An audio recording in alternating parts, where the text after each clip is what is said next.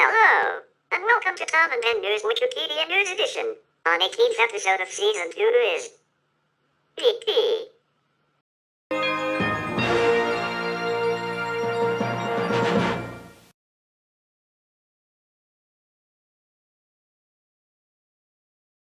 BP plc, formerly the British Petroleum Company plc and BP Amoco plc, stylized in all lowercase, is a British multinational oil and gas company headquartered in London, England.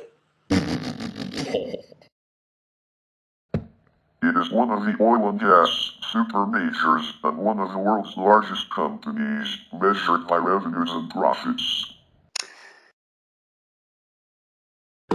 It is a vertically integrated company operating in all areas of the oil and gas industry, including exploration and extraction, refining, distribution and marketing, power generation, and trading. BP's origins date back to the founding of the Anglo-Persian Oil Company in 1909, established as a subsidiary of Burma Oil Company to exploit oil discoveries in Iran. In 1935, it became the Anglo-Iranian Oil Company and in 1954 adopted the name British Petroleum. BP acquired majority control of Standard Oil of Ohio in 1978.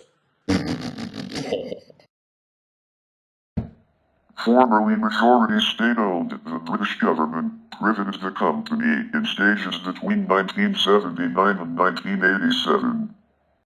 BP merged with Amoco in 1998, becoming BP Amoco plc, and acquired Arco, Burma Castrol and Aral AG shortly thereafter.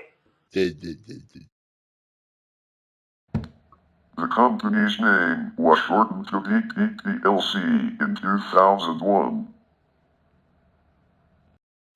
As of 2018, BP had operations in nearly 80 countries, produced around 3.7 million barrels per day, 590,000 cubic meters per day of oil equivalent, and had total proved reserves of 19.945 billion barrels, 3.1710 times 109 cubic meters of oil equivalent.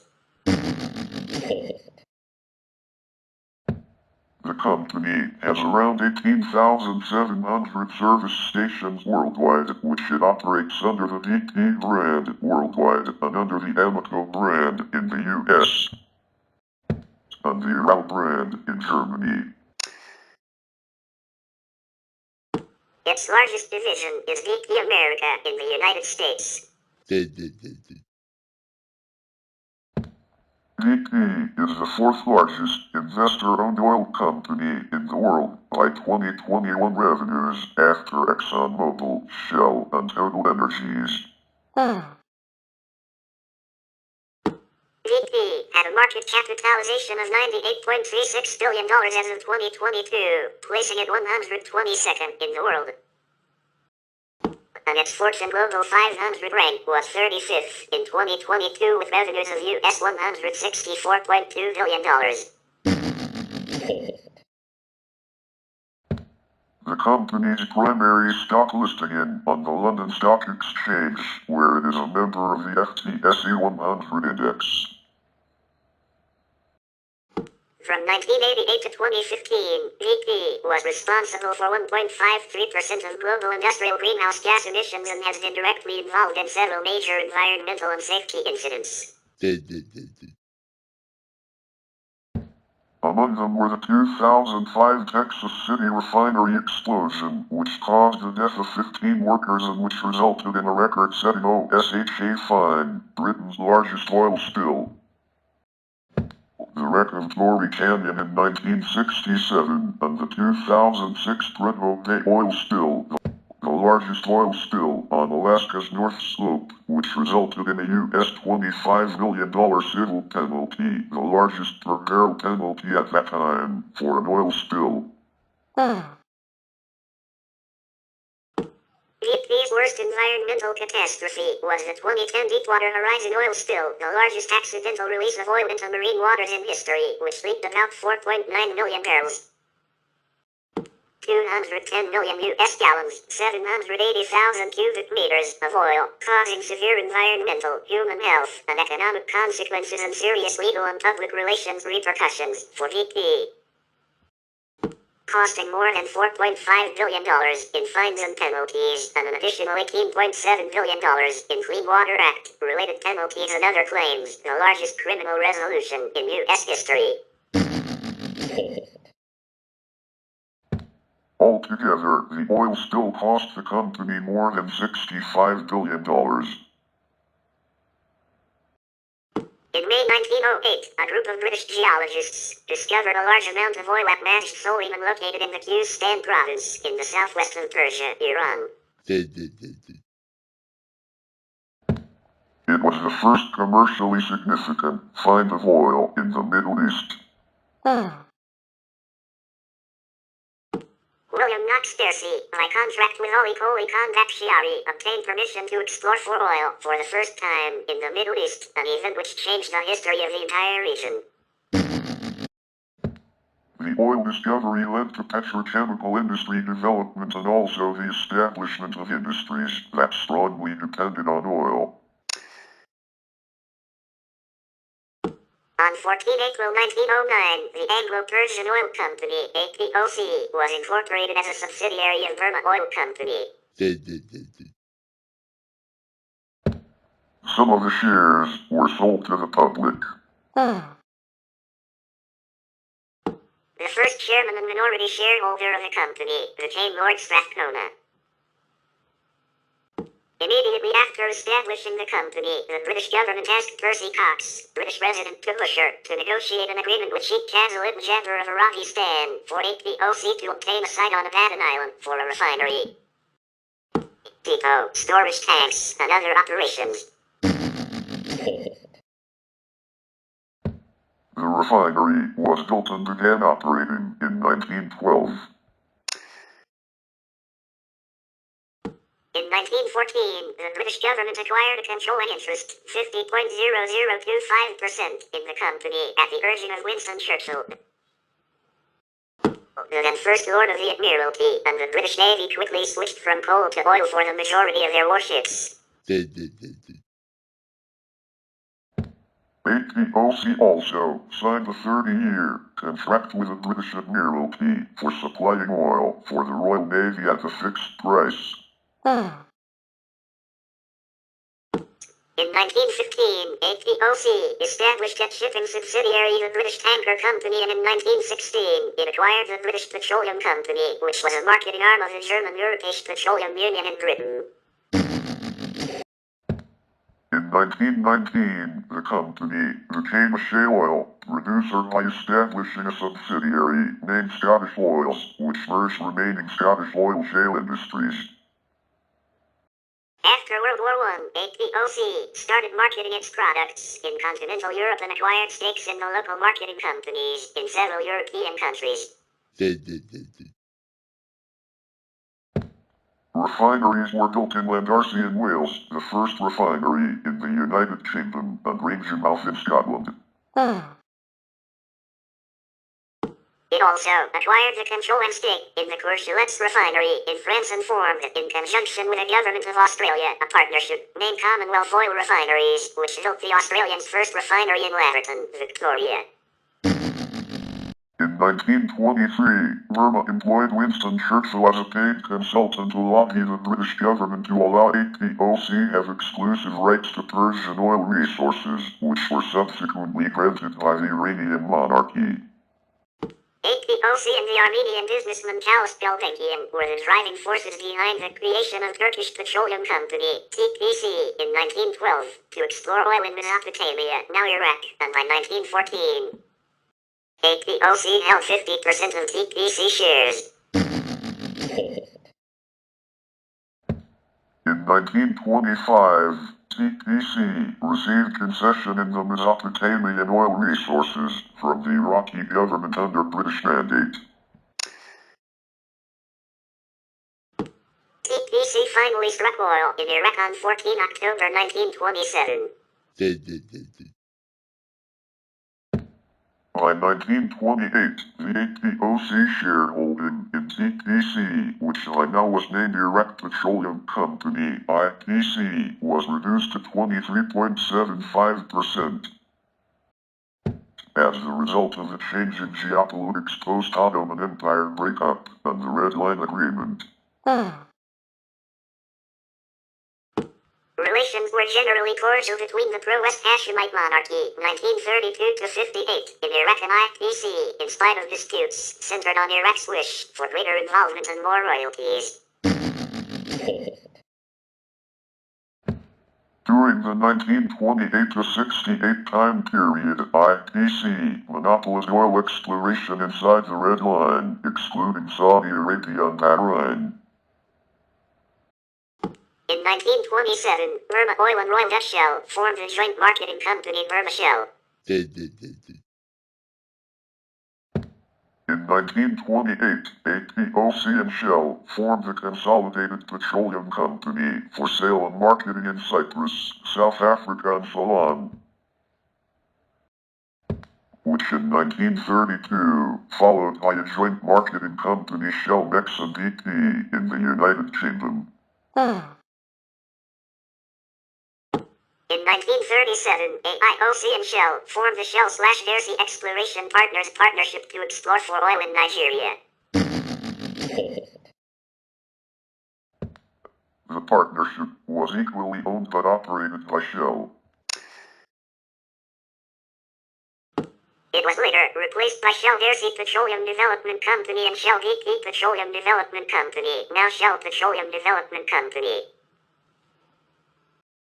In 1934, APOC and Gulf Oil founded the Kuwait Oil Company as an equally owned partnership.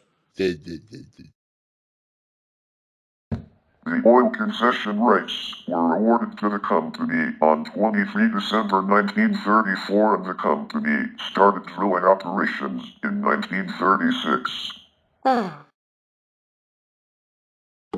In 1935, Reza Shah requested the international community to refer to Persia as Iran, which was reflected in the name change of APOC to the Anglo-Iranian Oil Company, AIOC.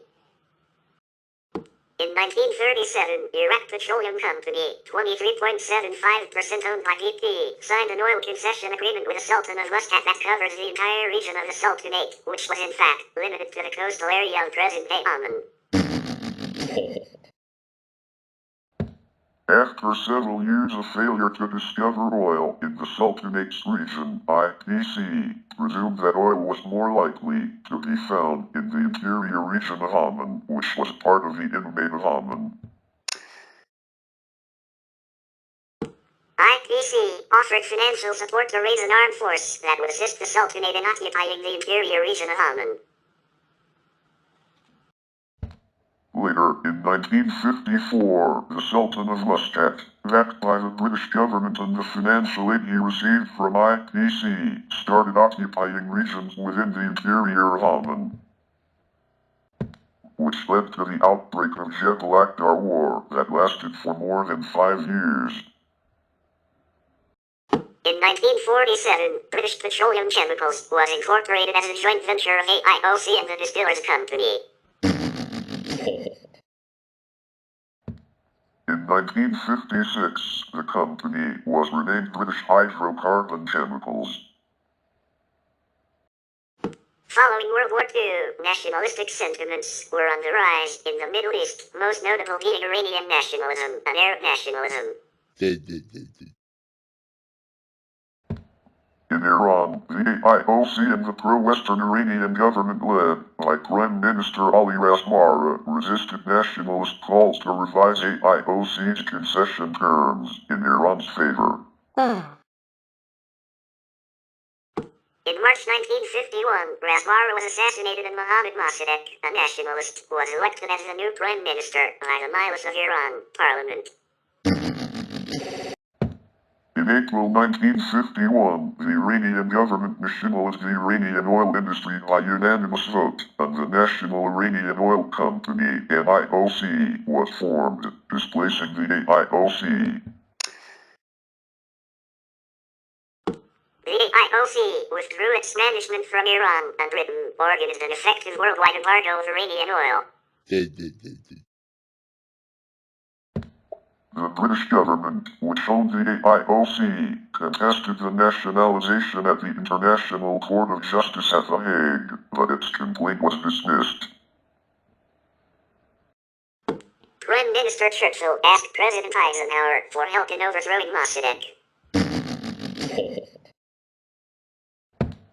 The anti-Mossadegh plan was orchestrated under the codename Operation Ajax by CIA, an operation grouped by MI6. The CIA and the British helped stage a coup in August 1953, the 1953 Iranian coup d'etat, which established pro-Western General Fazlollah Zahedi as the new PM and greatly strengthened the political power of Shah Mohammad Reza Pahlavi. The AIOC was able to return to Iran. In 1954, the AIOC became the British Petroleum Company.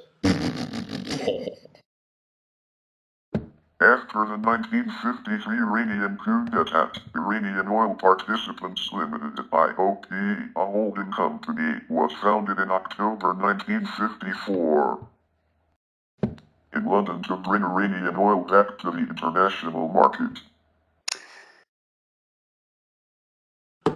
British Petroleum was a founding member of this company with 40% stake.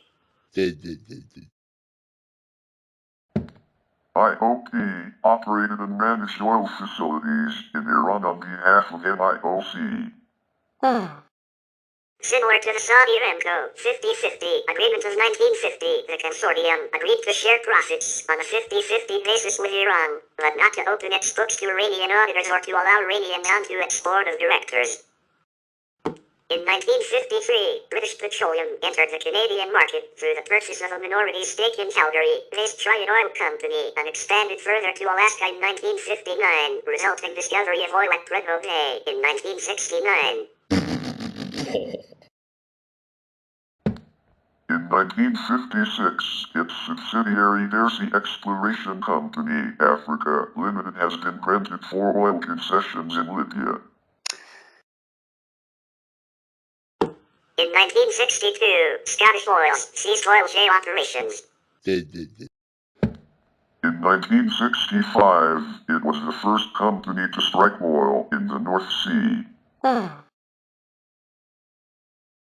In 1969, BP entered the United States by acquiring the East Coast refining and marketing assets of Sinclair Oil Corporation.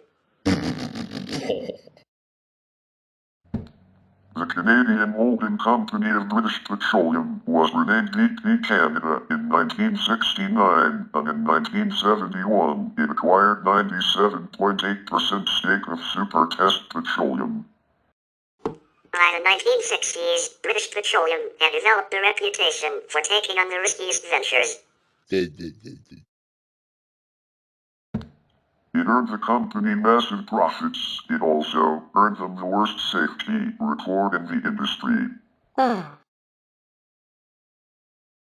1967, the giant oil tanker Torrey Canyon foundered off the English coast. Over 32 million U.S. gallons, 760,000 barrels, 120,000 cubic meters of crude oil was spilled into the Atlantic and onto the beaches of Cornwall and Brittany, causing Britain's worst ever oil spill.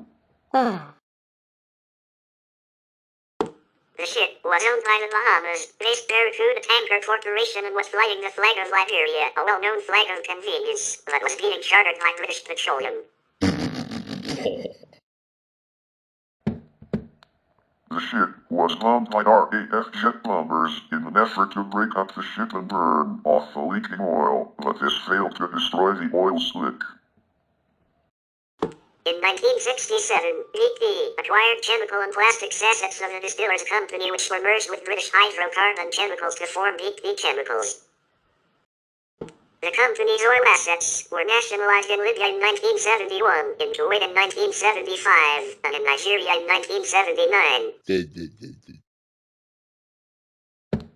In Iraq, IPC ceased its operations after it was nationalized by the pacifist Iraqi government in June 1972, although legally Iraq Petroleum Company still remains in existence but as a dormant company, and one of its associated companies, Abu Dhabi Petroleum Company, ADPC, formerly Petroleum Development, Trucial Coast Limited, also continues, with the original shareholding intact. The intensified power struggle between oil companies and most governments in Middle East, along with the oil price shocks that followed the 1973 oil crisis, meant British Petroleum lost most of its direct access to crude oil supplies, produced in countries that belonged to the Organization of Petroleum Exporting Countries, OPEC, and prompted it to diversify its operations beyond a heavily Middle East-dependent oil production. In 1976, BP and Shell merged their marketing operations in the United Kingdom by dividing Shell Mex and BP. In 1978, the company acquired a controlling interest in Standard Oil of Ohio, Ohio. In Iran, British Petroleum continued to operate until the Islamic Revolution in 1979. The new regime of Ayatollah Khomeini nationalized all of the company's assets in Iran without compensation. As a result, BP lost 40% of its global crude oil supplies. In 1970 to 1980s, BP diversified into coal, minerals and nutrition businesses which all were divested later. The British government sold 80 million shares of BP at $7.58 in 1979 as part of Thatcher-era privatization. This sale represented slightly more than 5% of BP's total shares and reduced the government's ownership of the company to 46%. On 19 October 1987, Prime Minister Margaret Thatcher authorized the sale of an additional £7.5 billion, $12.2 billion of BP shares at 333 pence, representing the government's remaining 31% stake in the company.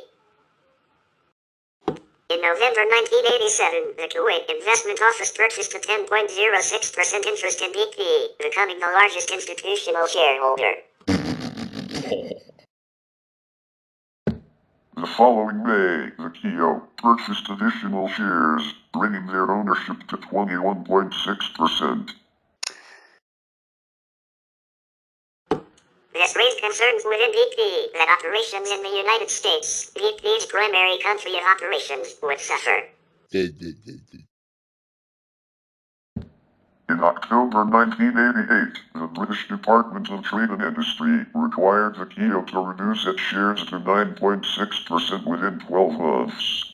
Peter Walters was the company chairman from 1981 to 1990.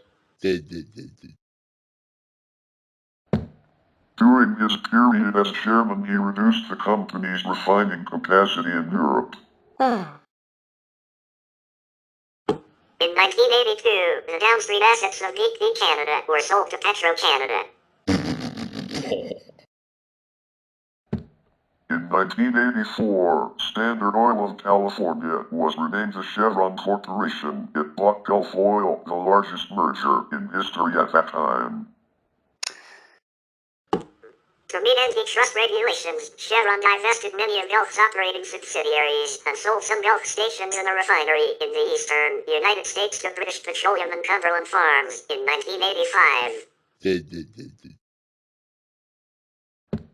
In 1987, British Petroleum negotiated the acquisition of Britoil and the remaining publicly traded shares of Standard Oil of Ohio.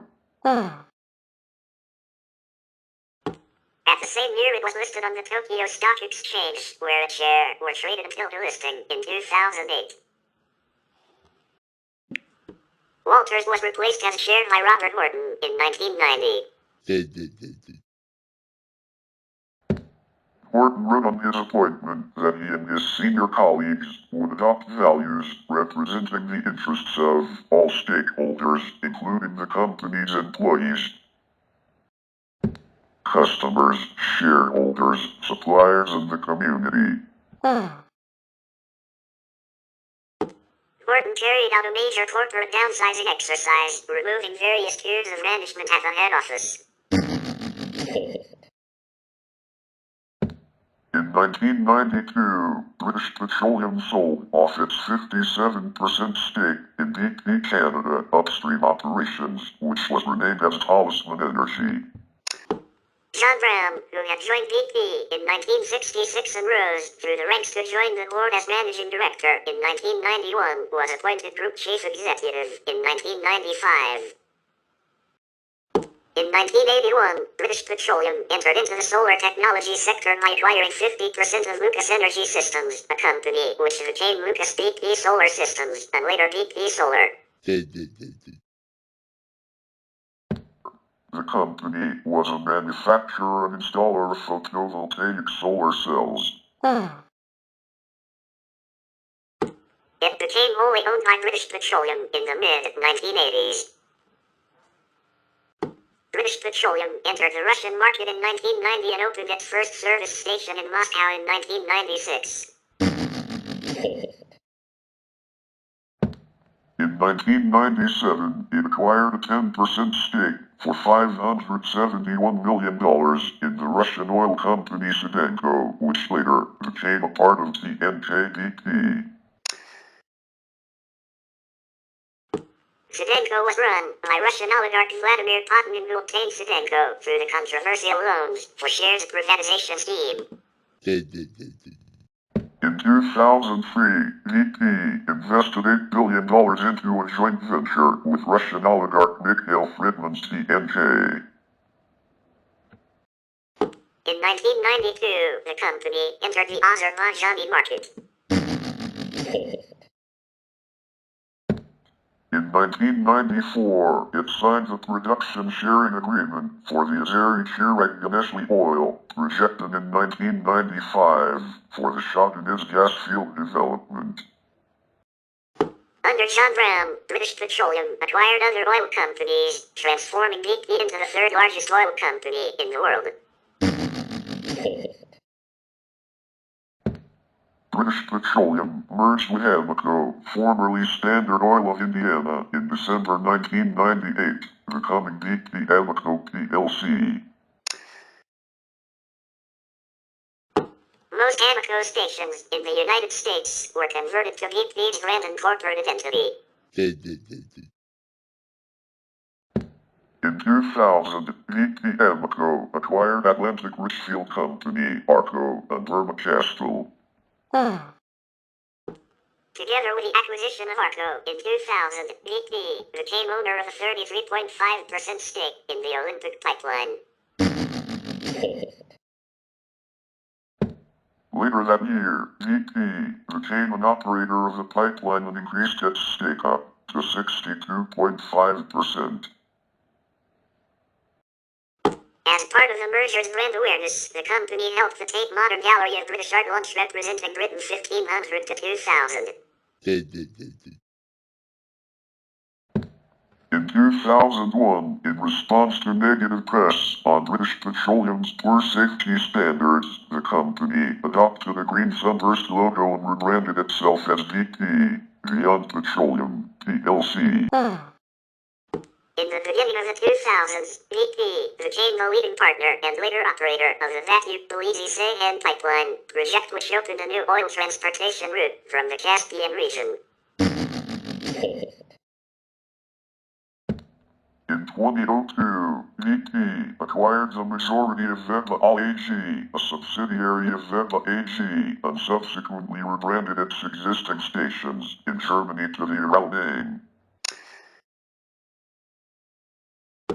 As part of the deal, BP acquired also the Veba Al stake in Rural joint venture. Rural was dissolved in 2016. On 1 September 2003, VP and a group of Russian billionaires, known as AAR, Alpha Access Renova, announced the creation of a strategic partnership to jointly hold their oil assets in Russia and Ukraine. As a result, TaBNWNE was created. In 2004, VP's olefins and derivatives business was moved into a separate entity which was sold to Ineos in 2005. In 2007, VP sold its corporate-owned convenience stores, typically known as VP Connect, to local franchisees and shoppers. On 23 March 2005, 15 workers were killed and more than 170 injured in the Texas City refinery explosion. To save money, major upgrades to the 1934 refinery have been postponed. Brown pledged to prevent another catastrophe. 3 months later, Thunder Horse PDQ, VP's giant new production platform in the Gulf of Mexico, nearly sank during a hurricane. In their rush to finish the $1 billion platform, workers had installed a valve backwards, allowing the ballast tanks to flood. Inspections revealed other shoddy work. Repairs costing hundreds of millions would keep Thunder Horse out of commission for 3 years. Lord Brown resigned from BP on 1 May 2007. The head of exploration and production, Tony Hayward, became the new chief executive. In 2009, Hayward shifted emphasis from Lord Brown's focus on alternative energy, announcing that safety would henceforth be the company's #1 priority. In 2007, BP formed with AB Sugar and DuPont a joint venture Vivergo Fuels, which opened a bioethanol plant in Salton near Hull, United Kingdom, in December 2012. Together with DuPont, BP formed a biobutanol joint venture Butamex by acquiring biobutanol technology company Biobutanol LLC in 2009. In 2009, BP obtained a production contract to develop the supergiant Rumaila field with joint venture partner CNPC. In January 2010, Carl-Henrik Svanberg became chairman of BP Board of Directors. On 20 April 2010, the Deepwater Horizon oil spill, a major industrial accident, happened. Consequently, Bob Dudley replaced Tony Hayward as the company's CEO, serving from October 2010 to February 2020. BP announced a divestment program to sell about $38 billion worth of non-core assets to compensate its liabilities related to the accident. In July 2010, BP sold its natural gas activities in Alberta and British Columbia, Canada, to Apache Corporation. It sold its stake in the Petroquería and Bacaran fields in Venezuela and in the Lente and Landu fields, the Nam Con Sun pipeline and terminal, and the Phu My 3 power plant in Vietnam to TNK-BP. For ports and supply businesses in Namibia, Botswana, Zambia, Tanzania and Malawi to Puma Energy, the Wish Farm onshore oil field, endorsed in a package of North Sea gas assets to Perenco. Natural gas liquids business in Canada to Plains All American Pipeline LP, natural gas assets in Kansas to Lynn Energy, Carson Refinery in Southern California and its Arco retail network to Tesoro, Sunray and Hemphill gas processing plants in Texas. Together with their associated gas gathering system, to Eagle Rock Energy Partners, the Texas City Refinery and associated assets to Marathon Petroleum, the Gulf of Mexico located Marlin, Dorado, Chain, Horn Mountain. And Holstein Fields has also its stake in non-operated Diana Hoover and Ram Powell fields to Plains exploration and production, non-operated stake in the Trojan oil field to North Sea Shell, and the UK's liquefied petroleum gas distribution business to DCC. In November 2012, the U.S. government temporarily banned BP from bidding any new federal contracts. The ban was conditionally lifted in March 2014. In February 2011, BP formed a partnership with Reliance Industries, taking a 30% stake in a new Indian joint venture for an initial payment of $7.2 billion. In September 2012, BP sold its subsidiary BP Chemicals, Malaysia, SDN, an operator of Equantin, purified terephthalate acid, PTA, plant in Malaysia, to Reliance Industries for $230 million. In October 2012, BP sold its stake in TNJ-BP to Rosneft for $12.3 billion in cash and 18.5% of Rosneft's stock. The deal was completed on 21 March 2015. In 2012, BP acquired an acreage in the Utica Shale, but these development plans were cancelled in 2014. In 2011 to 2015, BP cut down its alternative energy business. The company announced its departure from the solar energy market in December 2011 by closing its solar power business, BP Solar. In 2012, BP shut down the BP Biofuels Islands project, which was developed since 2008 to make cellulosic ethanol from emerging energy crops like switchgrass and from biomass.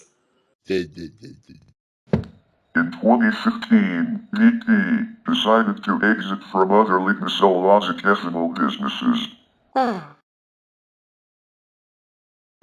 It sold its stake in Vivergo to Associated British Foods.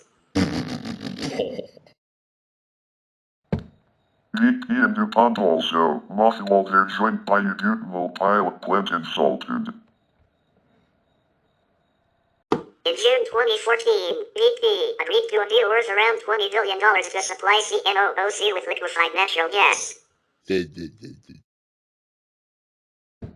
In 2014, Statoil Fuel and Retail sold its aviation fuel business to BP. To ensure the approval of competition authorities, BP agreed to sell the former Statoil aviation fuel businesses in Copenhagen, Stockholm, Gothenburg and Malmö airports to World Fuel Services in 2015. In 2016, BP sold its Decatur, Alabama, plant to Indorama Ventures of Thailand.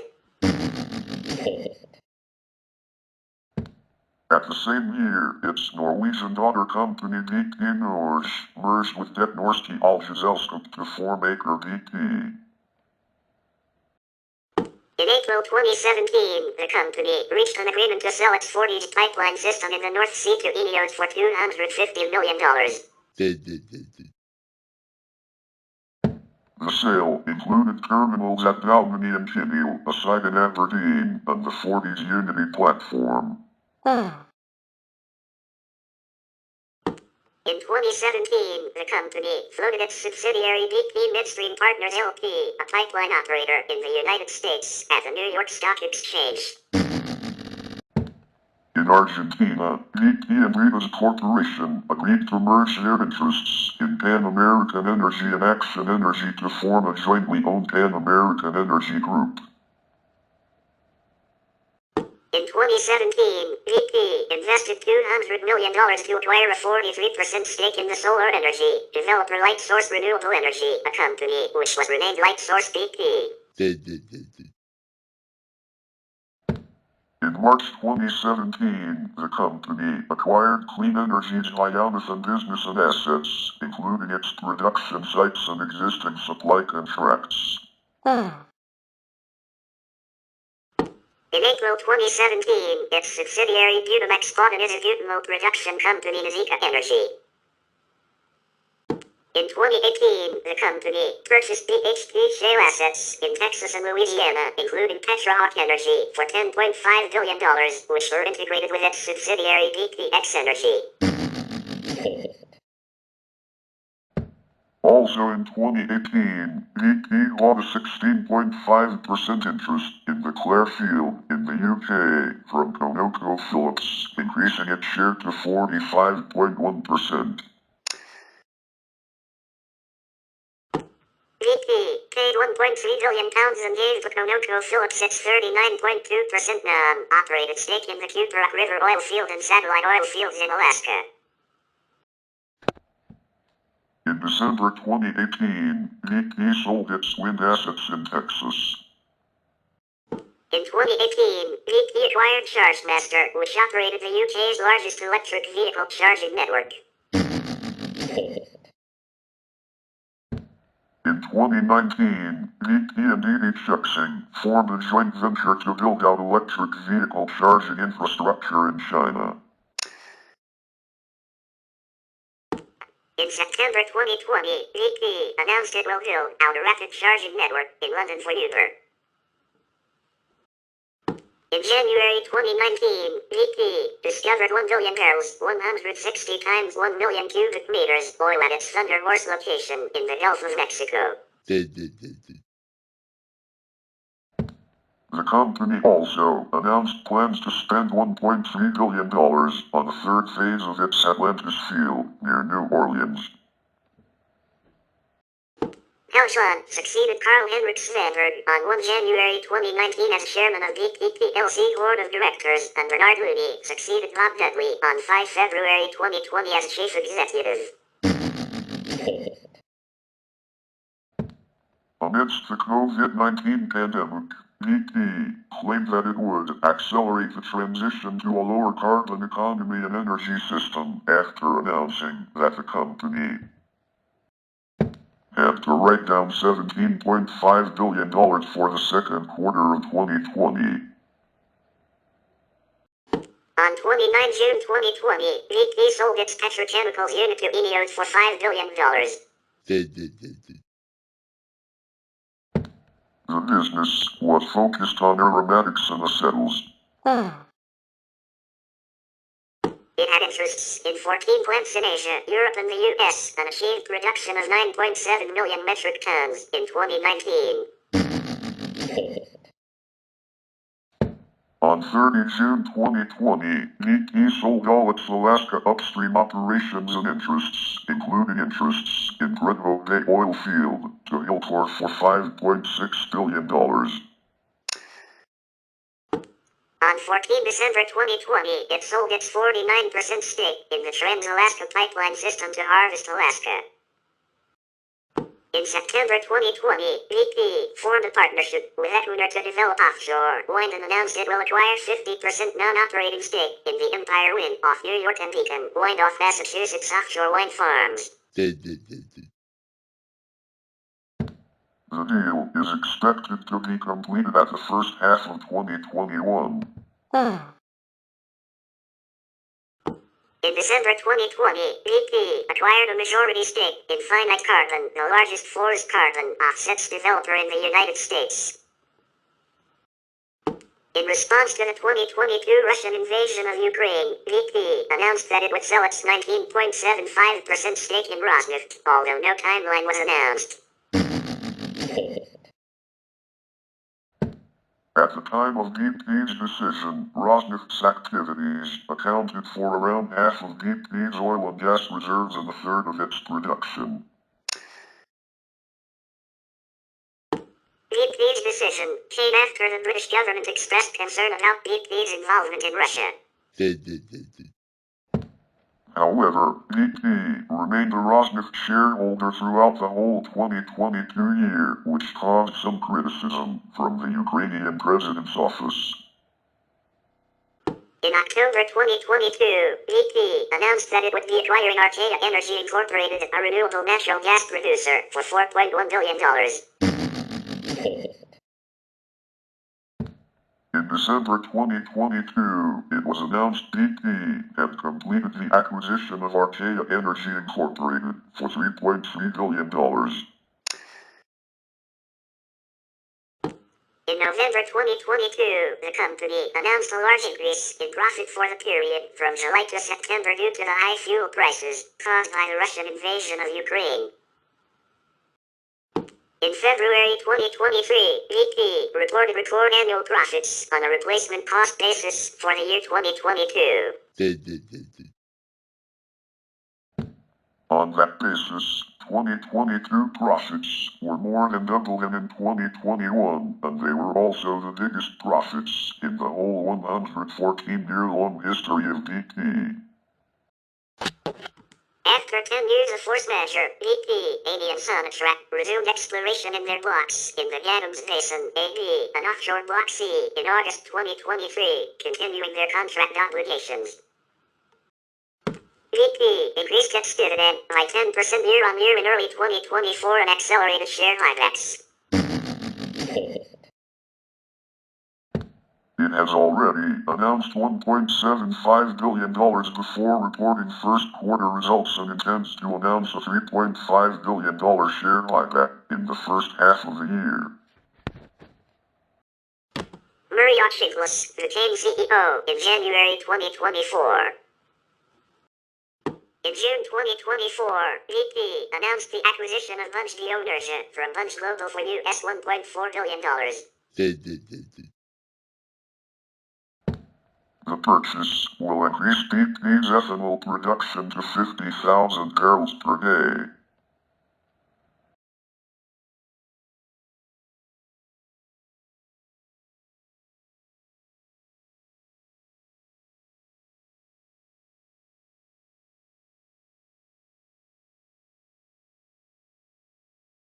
As of 31 December 2018, BP had operations in 78 countries worldwide with a global headquarters in London, United Kingdom. BP operations are organized into 3 business segments: upstream, downstream, and renewables. Since 1951, BP has annually published its Statistical Review of World Energy, which is considered an energy industry benchmark. BP has a major corporate campus in Sunbury-on-Thames, which is home to around 3,500 employees and over 50 business units. Its North Sea operations are headquartered in Aberdeen, Scotland. BP's trading functions are based at 20 Canada Square in Canary Wharf, London. BP has 3 major research and development centers in the UK. As of 2020, and following the sale of its Andrew and Shearwater interests, BP's operations were focused in the Clare, Quad 204 and ETAP hubs. In 2011, the company announced that it is focusing its investment in the UK North Sea into 4 development projects including the Clare, Devenick, Schiehallion and Loyal and Tinna oil fields. BP is the operator of the Clare oil field, which has been appraised as the largest hydrocarbon resource in the UK. There are 1,200 BP service stations in the UK. Since 2018, BP operates the UK's largest electric vehicle charging network through its subsidiary BP Pulse, formerly Chargemaster. In February 2020, BP announced a joint venture with MBW to develop and operate 3 GW of offshore wind capacity in the Crown Estate Leasing Round 4. This is BP's first move into Britain's offshore wind market. However, BP currently provides a range of services to the offshore wind sector. In the UK, through its subsidiary Onyx Insight, who provide a range of predictive maintenance and engineering consultancy services to the sector. In February 2022, BP announced it acquired a 30% stake in the London-based company Green Biofuels Limited, a producer of renewable hydrogenated vegetable oil fuels that can be used as a direct replacement for diesel. The United States operations comprise nearly one-third of BP's operations.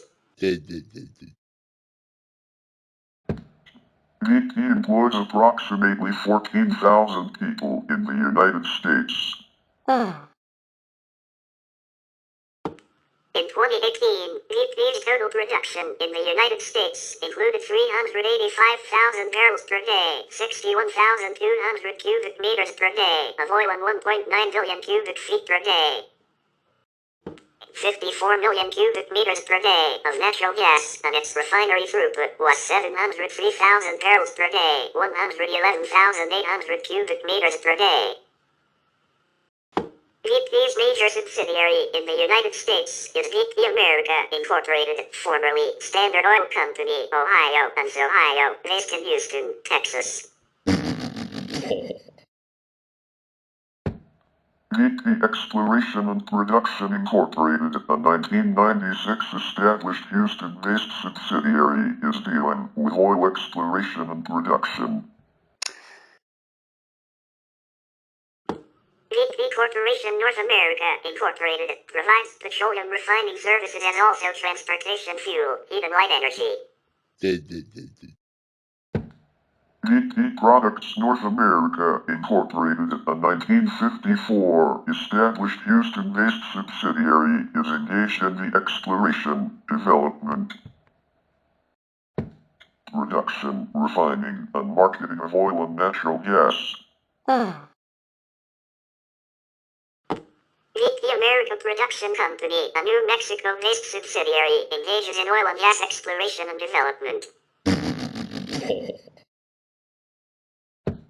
BP Energy Company, a Houston-based subsidiary, is a provider of natural gas, power, and risk management services to the industrial and utility sectors and a retail electric provider in Texas.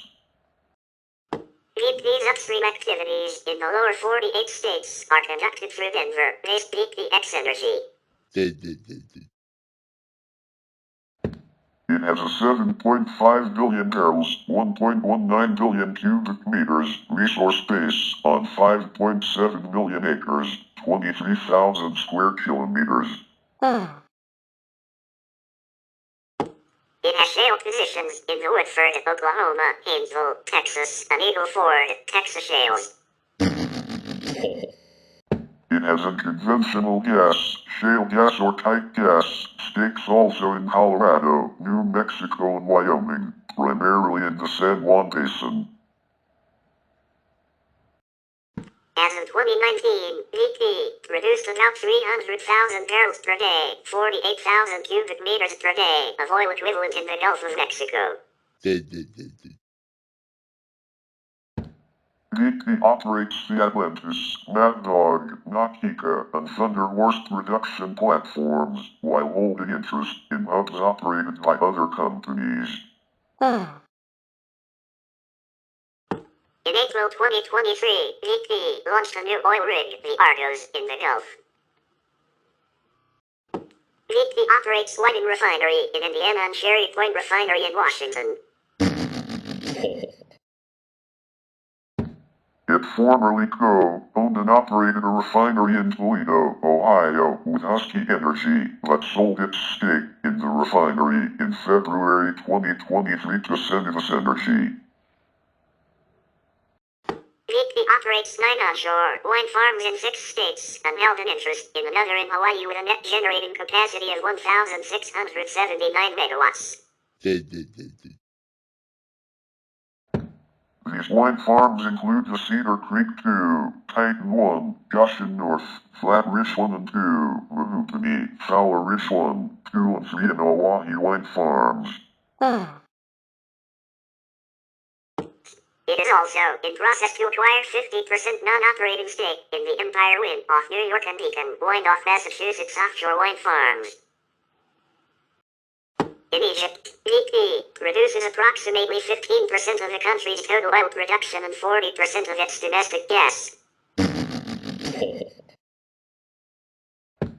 The company also has offshore gas developments in the East Nile Delta Mediterranean and in the West Nile Delta, where the company has a joint investment of US $9 billion. With Wintershall to develop North Alexandria and West Mediterranean concessions offshore gas fields. BP is active in offshore oil development in Angola, where it holds an interest in a total of 9 oil exploration and production blocks, covering more than 30,000 square kilometers, 12,000 square miles.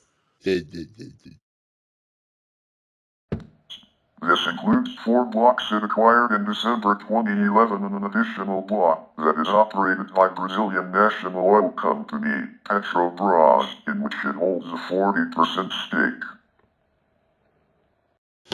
BP has a stake in exploration of 2 blocks of offshore deepwater assets in the South China Sea.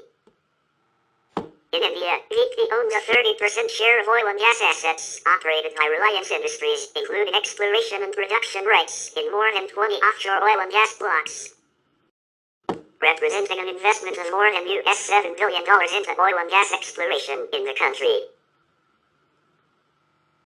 BP has major liquefied natural gas activities in Indonesia, where it operates the TaBNWNE project, which began production in 2009 and has a capacity of 7.6 million tons of liquid natural gas per year. Also in that country, the company has invested in the exploration and development of coal methane. BP operates in Iraq as part of the joint venture Rumaila Operating Organization in the Rumaila oil field, the world's 4th largest oil field, where it produced over 1 million barrels per day. 160 times 103 cubic meters per day of oil equivalent in 2011. A BBC investigation found in 2022 that waste gas was being burned as close as 350 meters from people's homes. A leaked report from Ministry of Health, Iraq, blamed air pollution for 20% rise in cancer in Basra between 2015 and 2018. The Iraqi Ministry of Health has banned its employees from speaking about the health damage.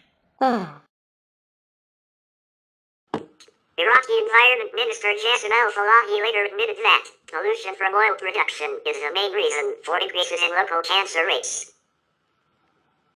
In Oman, BP currently has a 60% participation interest in Block 61. Block 61 is one of Oman's largest gas blocks, with a daily production capacity of 1.5 billion cubic feet of gas and more than 65,000 barrels of condensate. It covers around 3,950 kilometers in central Oman and contains the largest tight gas development in the Middle East. On 1 February 2021, BP inked a deal to sell 20% participating interest in Block 61 to Thailand's PTT Exploration and Production Public Company Limited, PTTEP, for a total of $2.6 billion. Upon closure of the sale, the BP will remain the block's operator with a 40% interest. BP operates the Kwinana refinery in Western Australia, which can process up to 146,000 barrels per day, 23,200 cubic meters per day of crude oil, and is the country's largest refinery, supplying fuel to 80% of Western Australia. BP is a non-operating joint venture partner in the Northwest Shelf, which produces LNG, pipeline gas, condensate and oil. The NWS venture is Australia's largest resource development and accounts for around 1/3 of Australia's oil and gas production. BP operates the 2 largest oil and gas production projects in the Azerbaijan sector of the Caspian Sea, the Azeri-Chirag-Ganeshli offshore oil fields, which supplies 80% of the country's oil production, and the Shah Deniz gas field. It also develops the Shafag-Aziman complex of offshore geological structures. In addition, it operates the Sangatul terminal and the Azerbaijan's major export pipelines through Georgia such as Baku-Tbilisi-Ceyhan, Baku-Supsan South Caucasus pipelines. BP's refining operations in continental Europe include Europe's second largest oil refinery, located in Rotterdam, the Netherlands, which can process up to 377,000 barrels, 59,900 cubic meters of crude oil per day. Other facilities are located in Ingolstadt, Gelsenkirchen and Lingen in Germany, as well as one in Castellón, Spain.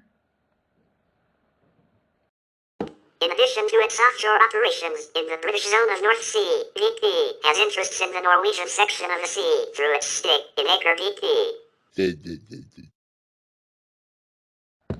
As of December 2018, BP holds a 19.75% stake in Russia's state-controlled oil company Rosneft.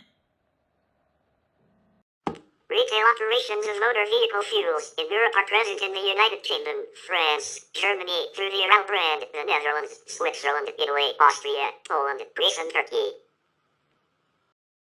BP's Canadian operations are headquartered in Calgary and the company operates primarily in Newfoundland.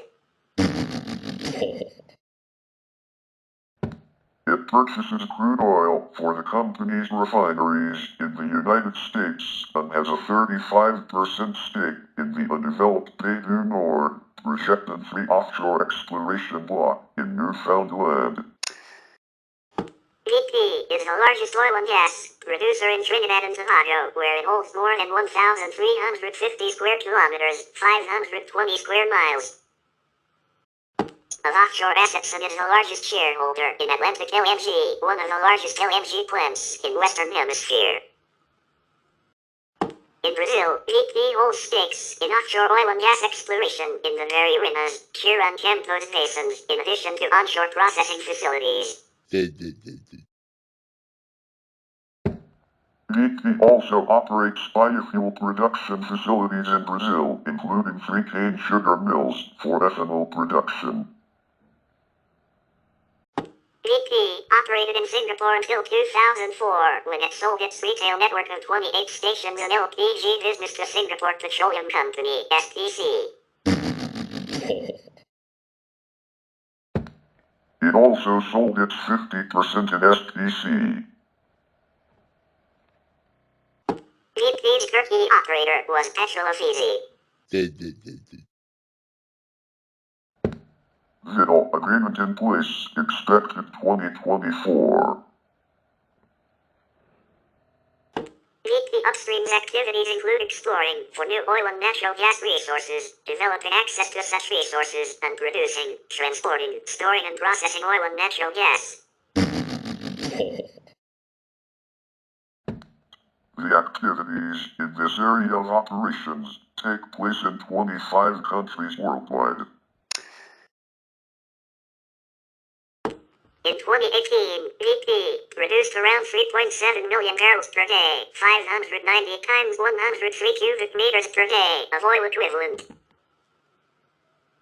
of which 2.191 million barrels per day, 348.3 times 103 cubic meters per day, were liquids and 8.659 million cubic feet per day, 245.2 million cubic meters per day, was natural gas and had total proved reserves of 19,945 million barrels, 3,171.0 times 106 cubic meters of oil equivalent, of which liquids accounted 11,456 million barrels, 1,821.4 times 106 cubic meters, barrels of natural gas 49.239 trillion cubic feet, 1.3943 trillion cubic meters. In addition to the conventional oil exploration and production, BP has a stake in the 3 oil sands projects in Canada. BP expects its oil and gas production to fall by at least 1 million barrels a day by 2030, a 40% reduction on 2019 levels. The reduction excludes non-operated production of BP's stake in Rosneft. BP downstream's activities include the refining, marketing, manufacturing, transportation, trading and supply of crude oil and petroleum products. Downstream is responsible for BP's fuels and lubricants businesses and has major operations located in Europe, North America, and Asia. As of 2018, BP owned or had a share in 11 refineries. BP, which employs about 1,800 people in oil trading and trades over 5 million barrels per day, 790 times 103 cubic meters per day of oil and refined products, is the world's third biggest oil trader after Royal Dutch Shell and Vittel. The operation is estimated to be able to generate over $1 billion trading profits in a good year. Air BP is the aviation division of BP, providing aviation fuel, lubricants, and services. It has operations in over 50 countries worldwide. BP Shipping provides the logistics to move BP's oil and gas cargoes to market, as well as marine structural assurance. It manages a large fleet of vessels, most of which are held on long-term operating leases. BP Shipping's chartering teams, based in London, Singapore, and Chicago, also charter third-party vessels on both time charter and voyage charter basis. The BP managed fleet consists of very large crude carriers, VLCCs, one North Sea shuttle tanker, medium-sized crude and product carriers, liquefied natural gas, LNG, carriers, liquefied petroleum gas, LPG, carriers, and coasters. All of these ships are double-hulled. BP has around 18,700 service stations worldwide. Its flagship retail brand is BP Connect, a chain of service stations, combined with a convenience store, although in the US it is gradually being transitioned to the AMPM format. BP also owns half of Kentucky-based convenience store company Thornton's LLC with ArcLight Capital Partners, who own the Gulf brand in the United States since 2019. On 13 July 2021, BP announced it will acquire ArcLight Capital Partners' share of Thornton's and thus fully own the convenience store company. The deal is expected to close later in the year. In Germany and Luxembourg, BP operates service stations under the Ural brand.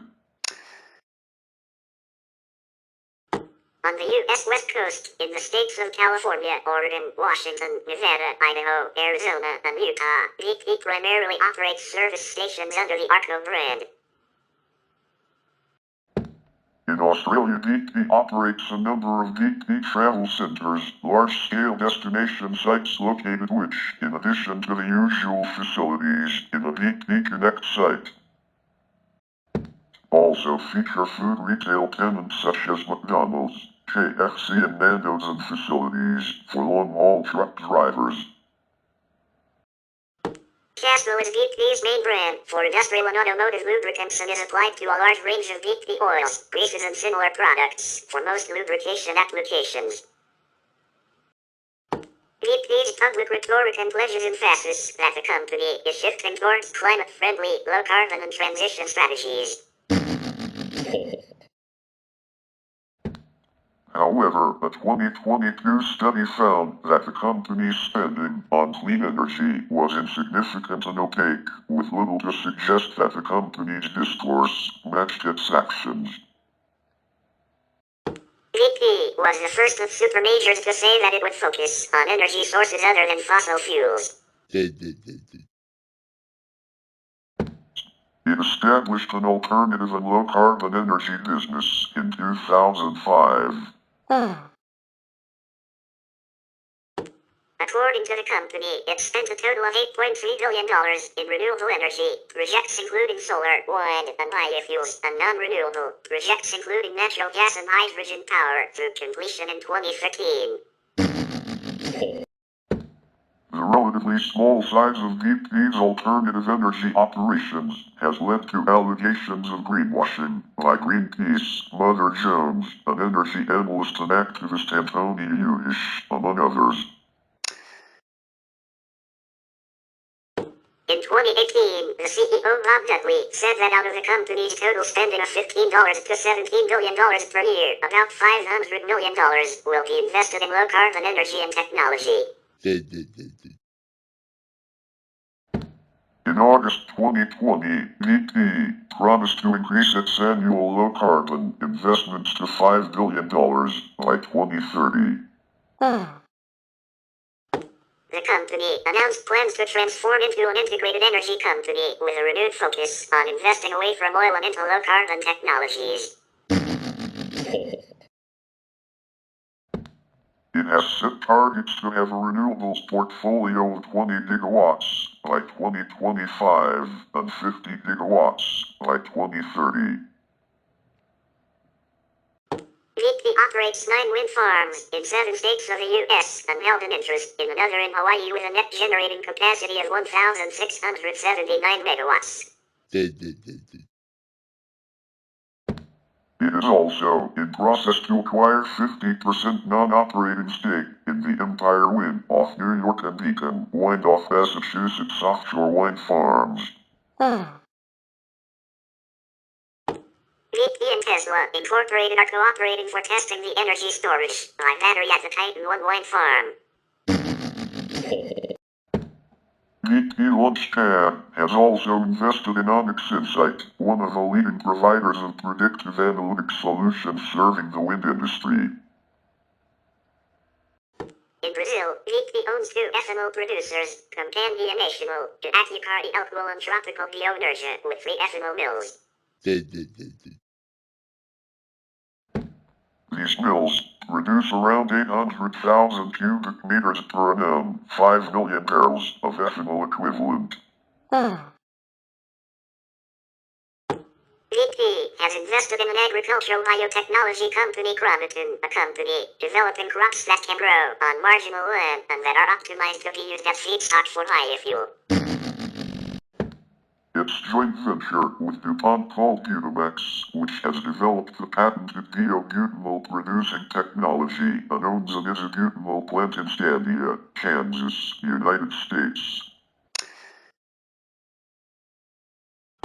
In addition, BP owns biomethane production facilities in Canton, Michigan, and North Shelby, Tennessee, as well as share of facilities under construction in Oklahoma City and Atlanta. BP's subsidiary Air BP supplies aviation biofuel at Oslo, Halmstad, and Bergen airports. BP owns a 43% stake in LightSource BP, a company which focuses on the managing and maintaining solar farms. As of 2017, LightSource has commissioned 1.3 gigawatts of solar capacity and manages about 2 gigawatts of solar capacity. It plans to increase the capacity up to 8 gigawatts through projects in the United States, India, Europe, and the Middle East. BP has invested $20 million in Israeli quick-charging battery firm Store.Limited.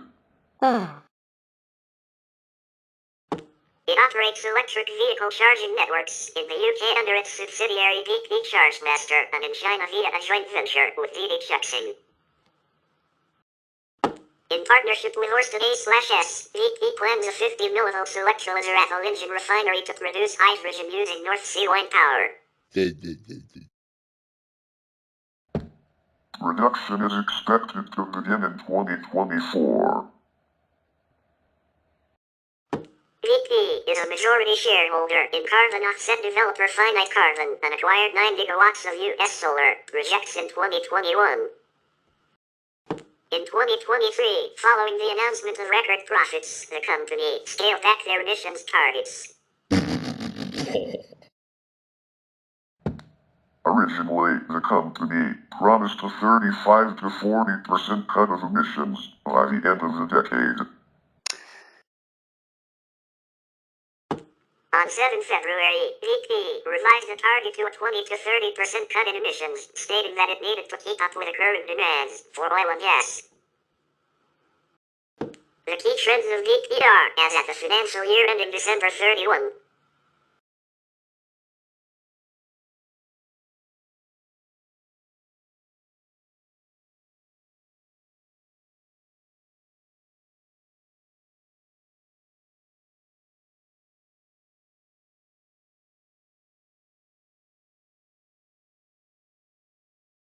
As of October 2023, the following individuals serve on the board. Houseland, Chairman. Murray Chinglis, Chief Executive Officer. Paula Rosted Reynolds, Senior Independent Director. Amanda Blunt, Independent Non-Executive Director. Pamela Daly, Independent Non-Executive Director. Melanie Meyer, Independent Non-Executive Director. Tushar Morzaria, Independent Non-Executive Director. Hema McGarrison, Independent Non-Executive Director. Satish K, Independent Non-Executive Director. Karen Richardson, Independent Non-Executive Director. Sir John Sars, Independent Non-Executive Director. Johannes Tayson, Independent Non-Executive Director. And Ben Matthews, Company Secretary. Past chairmen have included the Lord Strathalmond, 1954 to 1956. Hazel Jackson, 1956 to 1957. Sir Neville Gass, 1957 to 1960. Sir Maurice Richmond, 1960 to 1969. Sir Eric Drake, 1969 to 1975. Sir David Steele, 1975 to 1981. Sir Peter Walters, 1981 to 1990. Sir Robert Horton, 1990 to 1992. The Lord Ashburton, 1992 to 1995. The Lord Simon of Highbury, 1995 to 1997. Peter Sutherland, 1997 to 2009. Carl Henrik Svanberg, 2010 to 2018. And Houseland, 2019 to present. The company shares are primarily traded on the London Stock Exchange, but also listed on the Frankfurt Stock Exchange in Germany. In the United States, shares are traded in US dollar on the New York Stock Exchange in the form of American Depository Shares, ADS. One ADS represents 6 ordinary shares. Following the United States Federal Trade Commission's approval of the VP-Amoco merger in 1998, Amoco's stock was removed from the S&P 500 and was merged with VP shares on the London Stock Exchange. In the first quarter of 2001, the company adopted the marketing name of VP and replaced its green shield logo with the Helios symbol, a green and yellow sunflower logo named after the Greek sun god and designed to represent energy in its many forms. VP introduced a new corporate slogan, Beyond Petroleum, along with a $200 million advertising and marketing campaign. According to the company, the new slogan represented their focus on meeting the growing demand for fossil fuels, manufacturing and delivering more advanced products, and to enable transitioning to a lower carbon footprint. By 2008, VP's branding campaign had succeeded with a culmination of a 2007 Effie Award from the American Marketing Association, and consumers had the impression that BP was one of the greenest petroleum companies in the world. BP was criticized by environmentalists and marketing experts, who stated that the company's alternative energy activities were only a fraction of the company's business at the time. According to Democracy Now!, VP's marketing campaign amounted to a deceptive greenwashing public relations spin campaign. Given that BP's 2008 budget included more than $20 billion for fossil fuel investment and less than $1.5 billion for all alternative forms of energy. Oil and energy analyst Antonio Unish notes BP's investment in green technologies peaked at 4% of its exploratory budget prior to cutbacks, including the discontinuation of BP Solar and the closure of its alternative energy headquarters in London. According to Unish, 4% hardly qualifies the company to be beyond petroleum, citing BP's aggressive modes of production, whether it's the tar sands or offshore. BP attained a negative public image from the series of industrial accidents that occurred through the 2000s, and its public image was severely damaged after the Deepwater Horizon explosion and Gulf oil spill. In the immediate aftermath of the spill, BP initially downplayed the severity of the incident and made many of the same PR errors that Exxon had made after the Exxon Valdez disaster. CEO Tony Hayward was criticized for his statements and had committed several gaffes, including stating that he wanted his life back. Some in the media commended BP for some of its social media efforts, such as the use of Twitter and Facebook, as well as a section of the company's website where it communicated its efforts to clean up the spill. In February 2012, BP North America launched a $500 million branding campaign to rebuild its brand. The company's advertising budget was about $5 million per week during the 4-month spill in the Gulf of Mexico, totaling nearly $100 million. In May 2012, BP tasked a press office staff member to openly join discussions on the Wikipedia article's talk page and suggest content to be posted by other editors. Controversy emerged in 2013 over the amount of content from BP that had entered this article. Wikipedia co-founder Jimmy Wales stated that, by identifying himself as a BP staff member, the contributor in question had complied with site policy regarding conflicts of interest.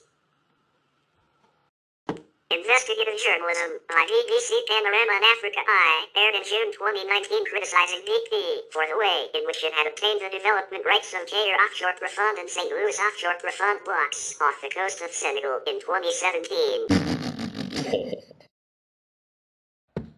In 2012, a Frank Timis company, PetroTim, though previously unknown to the oil industry, was awarded a license to explore the blocks despite having no known record in the industry.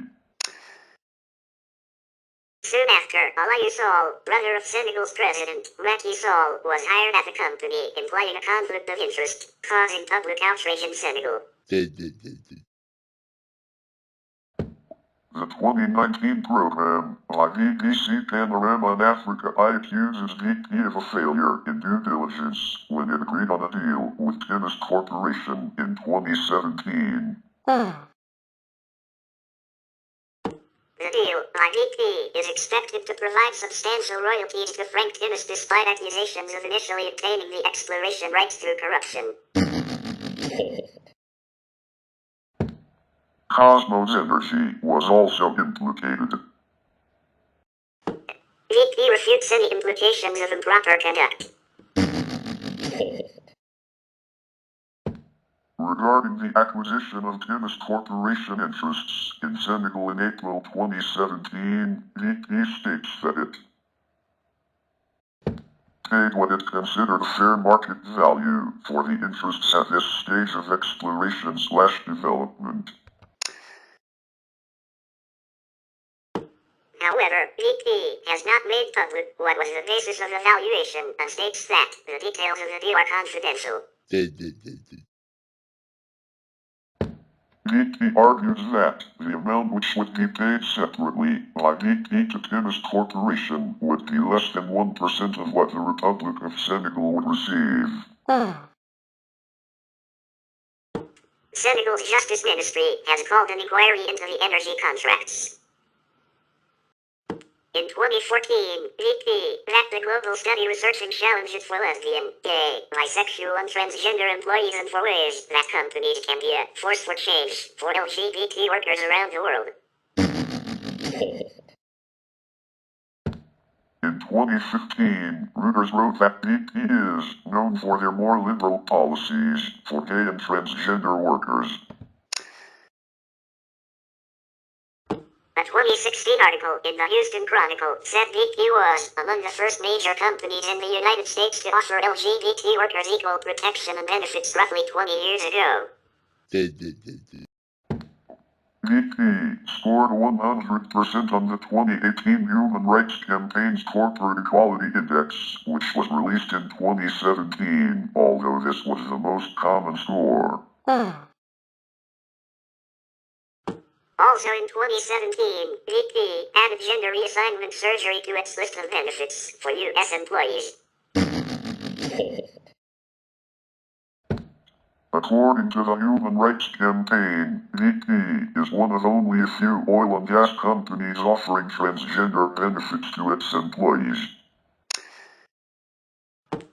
BP ranked number 51 on the list of top 100 employers for lesbian, gay, bisexual, and transgender staff on the 2017 Stonewall Workplace Equality Index. Also in 2017, John Lynch, chairman and president of BP America, signed a letter alongside other Houston oil executives denouncing the proposed veto bill in Texas.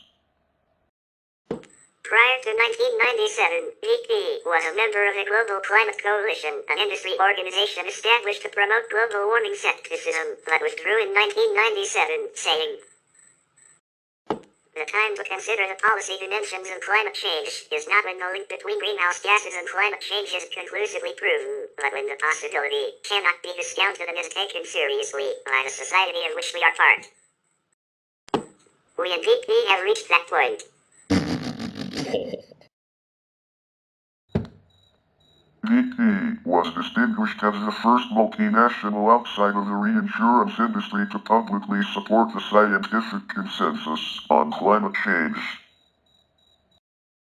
which Pew Center on Global Climate Change President Eileen Clausen then described as a transformative moment on the issue. In March 2002, Lord John Brown, the group chief executive of BP that time, declared in a speech that global warming was real and that urgent action was needed. Whoa! Notwithstanding this, from 1988 to 2015 BP was responsible for 1.53% of global industrial greenhouse gas emissions. In 2015, BP was listed by the UK-based non-profit organization Influence Map as the fiercest opponent of action on climate change in Europe. In 2018, BP was the largest contributor to the campaign opposing Carbon Fee Initiative 1631 in Washington state. Robert Ollendorfer, manager of BP's Cherry Point refinery, wrote the following in a letter to state lawmakers. Initiative 1631 would exempt 6 of the 10 largest stationary source emitters in the state, including a coal-fired power plant, an aluminum smelter, and a number of pulp and paper plants.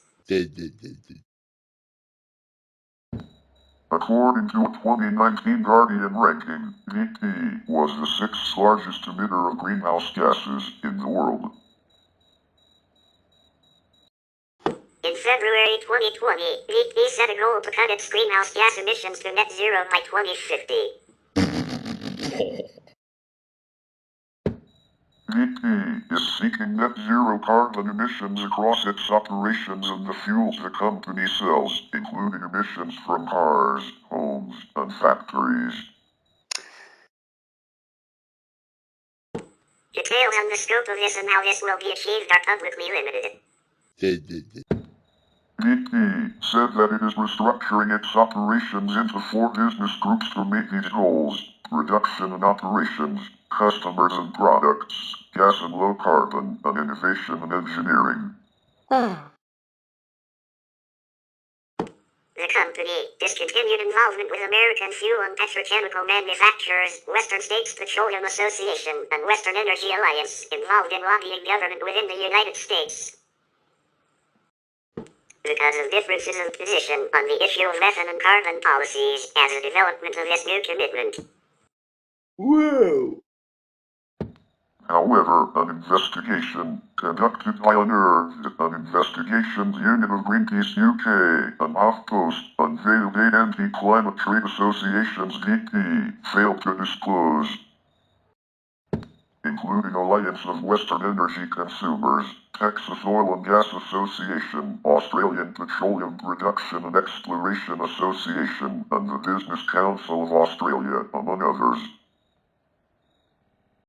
In August 2020, BP America's chairman David Waller criticized elimination of federal requirements to install equipment to detect and fix methane leaks by saying that direct federal regulation of methane emissions is essential to preventing leaks throughout the industry and protecting the environment. BP is also a founding member of Methane Guiding Principles, an industry consortium that aims to drive methane reductions throughout the global energy supply chain. In BP's Energy Outlook 2020, BP stated that the changing energy landscape coupled with the economic toll of the COVID-19 pandemic means that the global crude demand will never again surpass 2019's average. All 3 scenarios in the outlook see the consumption of coal, oil, and natural gas dropping, while the role of renewable energy will soar. BP is also attempting to move from being an international oil company into becoming an integrated energy company that will focus on low-carbon technologies, while also setting a target to reduce its overall oil and gas production by 40% by 2030. In 2021, BP was ranked as the 5th most environmentally responsible company out of 120 oil, gas, and mining companies involved in resource extraction north of the Arctic Circle in the Arctic Environmental Responsibility Index, AERI. In December 2022, U.S. House Oversight and Reform Committee Chair Carolyn Maloney and U.S. House Oversight Environment Subcommittee Chair Roxanna sent a memorandum to all House Oversight and Reform Committee members summarizing additional findings from the committee's investigation into the fossil fuel industry disinformation campaign to obscure the role of fossil fuels in causing global warming, and that upon reviewing internal company documents, accused BP along with ExxonMobil, Chevron, and Shell of greenwashing their Paris Agreement carbon neutrality pledges while continuing long-term investment in fossil fuel production and sales. For engaging in a campaign to promote the use of natural gas as a clean energy source and rich fuel to renewable energy, and of intimidating journalists reporting about the company's climate actions and of obstructing the committee's investigation. After initially pledging to reduce its emissions by 35% by 2030, BP stated in 2023 that it would aim for a 20 to 30% reduction instead. In a 2016 study conducted by Indra Overland of Norwegian Institute of International Affairs, BP was ranked 15th out of 18 levels, in total 37th out of 92 oil, gas and mining companies on indigenous rights and resource extraction in the Arctic. The ranking of companies took into account 20 criteria, such as the company's commitments to international standards, the presence of organizational units dedicated to handling indigenous rights, competent staffing, track records on indigenous issues, transparency, and procedures for consulting with indigenous peoples, but the actual performance of companies on indigenous rights was not assessed.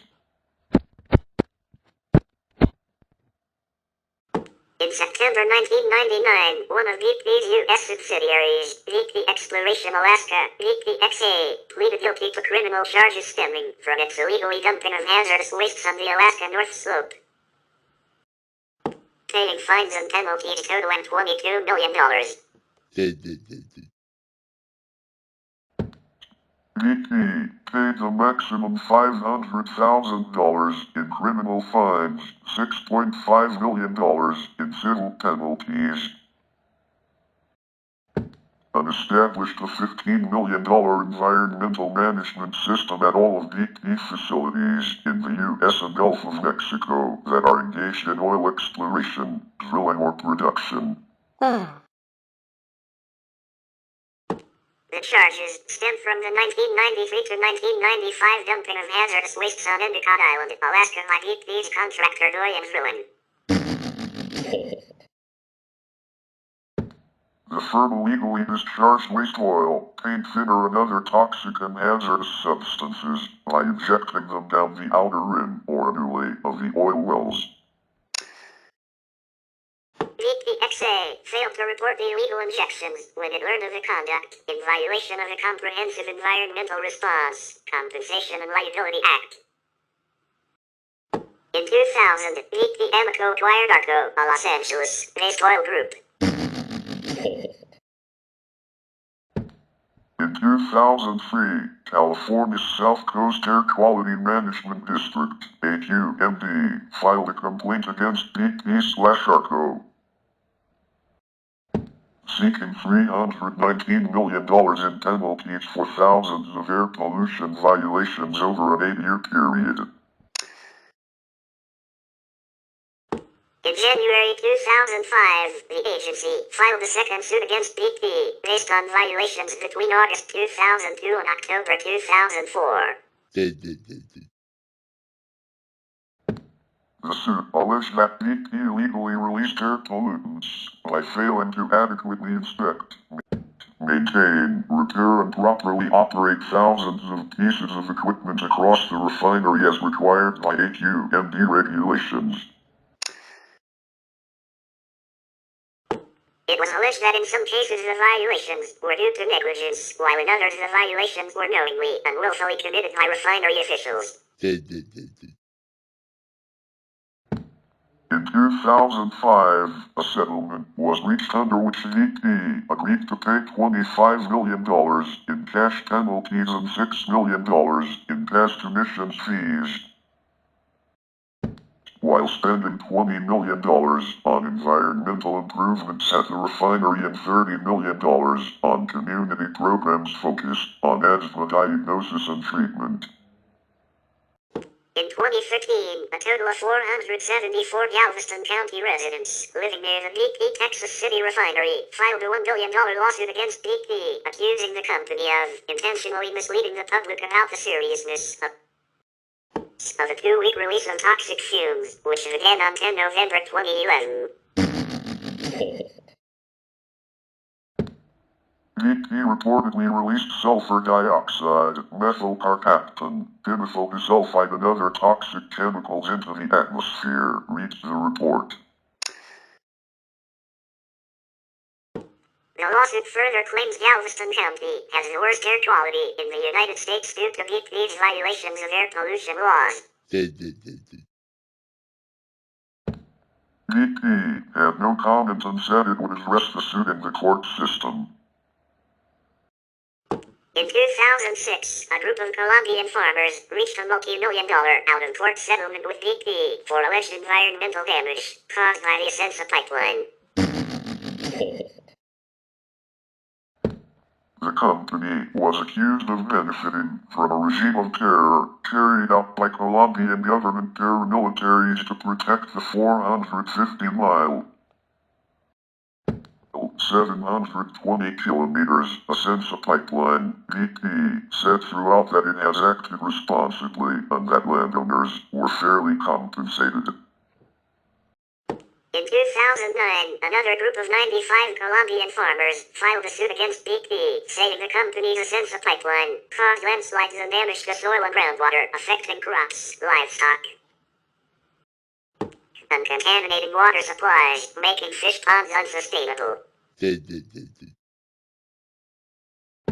Most of the land traversed by the pipeline was owned by peasant farmers who were ordered and unable to read the environmental impact assessment conducted by BP prior to construction, which acknowledged significant and widespread risks of damage to the land. The Supreme Court of Justice of Colombia handed down a judgment rejecting the case in August 2016. Since 2007, BP has been involved in oil sands projects, which Greenpeace has called a climate crime. Members of Canada's First Nations have criticized BP's involvement for the impact soil sands extraction has on the environment. In 2010, BP pledged to use only in situ technologies instead of open pit mining. It uses steam-assisted gravity drainage in situ technology to extract bitumen. According to Greenpeace, it is even more damaging to climate, because while according to the TaBNWNE Institute, in situ techniques result in lower nitrogen oxide emissions and are less damaging to the landscape and rivers, they cause more greenhouse gas and sulfur dioxide emissions than mining. In 2010, activist shareholders asked BP for a full investigation of the Sunrise Oil Sands project, but were defeated.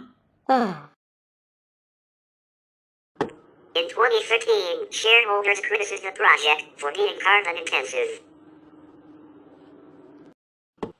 citing conditions similar to those that resulted in the 2005 Texas City refinery explosion. On 25 April 2006, the U.S. Department of Labor's Occupational Safety and Health Administration, OSHA, fined BP more than $2.4 million for unsafe operations at the company's Oregon, Ohio refinery.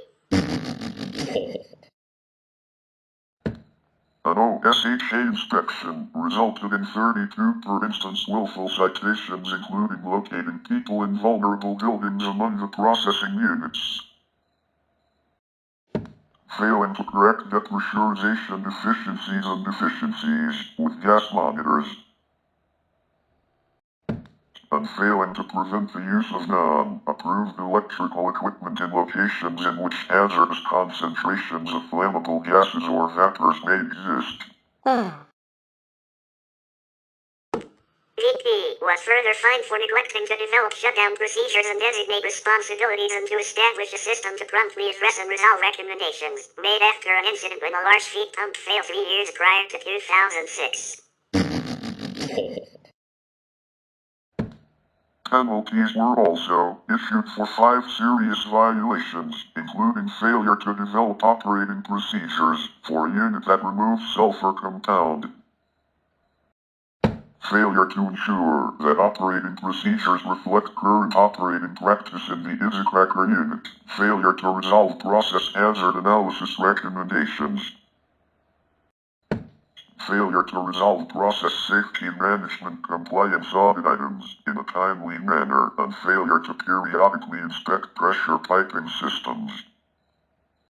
In 2008, BP and several other major oil refiners agreed to pay $422 million to settle a class action lawsuit stemming from water contamination tied to the gasoline additive MTBE, a chemical that was once a key gasoline ingredient. Leaked from storage tanks, MTBE has been found in several water systems across the United States. The plaintiffs maintain that the industry knew about the environmental dangers, but that they used it instead of other possible alternatives because it was less expensive. The companies will also be required to pay 70% of cleanup costs for any wells newly affected at any time over the next 30 years.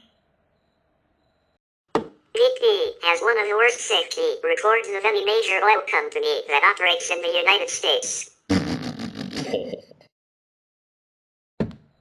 Between 2007 and 2010, BP refineries in Ohio and Texas accounted for 97% of egregious, willful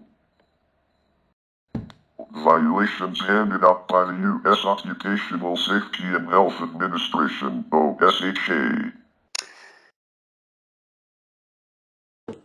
BP had 760 egregious, willful violations during that period, while Sunoco and ConocoPhillips each had 8, Citgo 2 and Exxon had 1.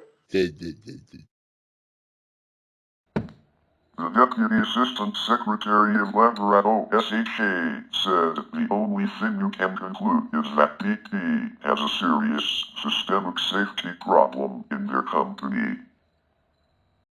A report in ProPublica, published in the Washington Post in 2010, found that over a decade of internal investigations of BP's Alaska operations during the 2000s warned senior BP managers that the company repeatedly disregarded safety and environmental rules and risked a serious accident if it did not change its ways. ProPublica found that, taken together, these documents portray a company that systemically ignored its own safety policies across its North American operations. From Alaska to the Gulf of Mexico to California and Texas, executives were not held accountable for the failures, and some were promoted despite them. The Project on Government Oversight, an independent non-profit organization in the United States which investigates and seeks to expose corruption and other misconduct, lists BP as number 1 on their listing of the 100 worst corporations, based on instances of misconduct. In December 1965, Britain's first oil rig, Sea Gem, capsized when 2 of the legs collapsed during an operation to move it to a new location. The oil rig had been hastily converted in an effort to quickly start drilling operations after the North Sea was opened for exploration. 13 crew members were killed. No hydrocarbons were released in the accident. The former Amoco oil refinery at Texas City, Texas, was beset by environmental issues, including chemical leaks and a 2005 explosion that killed 15 people and injured hundreds. Bloomberg News described the incident, which led to a guilty plea by BP to a felony Clean Air Act charge, as one of the deadliest U.S. industrial accidents in 20 years. The refinery was sold to Marathon Petroleum in October 2012. In March 2005, the Texas City refinery, one of the largest refineries owned by BP, exploded, causing 15 deaths, injuring 180 people and forcing thousands of nearby residents to remain sheltered in their homes. A 20-foot, 6.1 meters, column filled with hydrocarbon overflowed to form a vapor cloud which ignited it. The explosion caused all the casualties and substantial damage to the rest of the plant. The incident came as the culmination of a series of less serious accidents at the refinery, and the engineering problems were not addressed by the management. Maintenance and safety at the plant have been cut as a cost-saving measure, the responsibility ultimately resting with executives in London. The fallout from the accident clouded BP's corporate image because of the mismanagement at the plant. There have been several investigations of the disaster, the most recent being that from the U.S. Chemical Safety and Hazard Investigation Board, which offered a scathing assessment of the company. OSHA found organizational and safety deficiencies at all levels of the BP Corporation, and said management failures could be traced from Texas to London. The company pleaded guilty to a felony violation of the Clean Air Act, was fined $50 million, the largest ever assessed under the Clean Air Act, and sentenced to 3 years probation. On On 30 October 2009, the U.S. Occupational Safety and Health Administration, OSHA, fined BP an additional $87 million, the largest fine in OSHA history, for failing to correct safety hazards documented in the 2005 explosion. Inspectors found 270 safety violations that had been cited but not fixed and 439 new violations. BP appealed the fine. In July 2012, the company agreed to pay $13 million to settle the new violations. At that time, OSHA found no imminent dangers at the Texas plant. 30 violations remained under discussion. In March 2012, U.S. Department of Justice officials said the company had met all of its obligations and subsequently ended the probationary period. In November 2011, BP agreed to pay the state of Texas $50 million for violating state emission standards at its Texas City refinery during and after the 2005 explosion at the refinery. The state attorney general said BP was responsible for 72 separate pollutant emissions that have been occurring every few months since March 2005. It was the largest fine ever imposed under the Texas Clean Air Act. In 2007, 143 workers at the Texas City refinery claimed that they were injured when a toxic substance was released at the plant. In December 2009, after a 3-week trial, a federal jury in Galveston awarded 10 of those workers $10 million each in punitive damages, in addition to smaller damages for medical expenses and pain and suffering. The plant had a history of chemical releases. In March 2010, the federal judge hearing the case reduced the jury's award to less than $500,000. U.S. District Judge TaBNWNE said the plaintiffs failed to prove BP was grossly negligent. In August 2010, the Texas Attorney General charged BP with illegally emitting harmful air pollutants from its Texas City refinery for more than a month. BP has admitted that malfunctioning equipment led to the release of over 530,000 pounds, 240,000 kilograms, of chemicals into the air of Texas City and surrounding areas from 6 April to 16 May 2010. The leak included 17,000 pounds, 7,700 kilograms of benzene, 37,000 pounds, 17,000 kilograms of nitrogen oxide, and 186,000 pounds, 84,000 kilograms of carbon monoxide. The state's investigation showed that BP's failure to properly maintain its equipment caused a malfunction. When the equipment malfunctioned and caught fire, BP workers shut it down and routed escaping gases to flares. Rather than shut down associated units, while compressor repairs were made, BP chose to keep operating those other units, which led to unlawful release of contaminants for almost 40 days.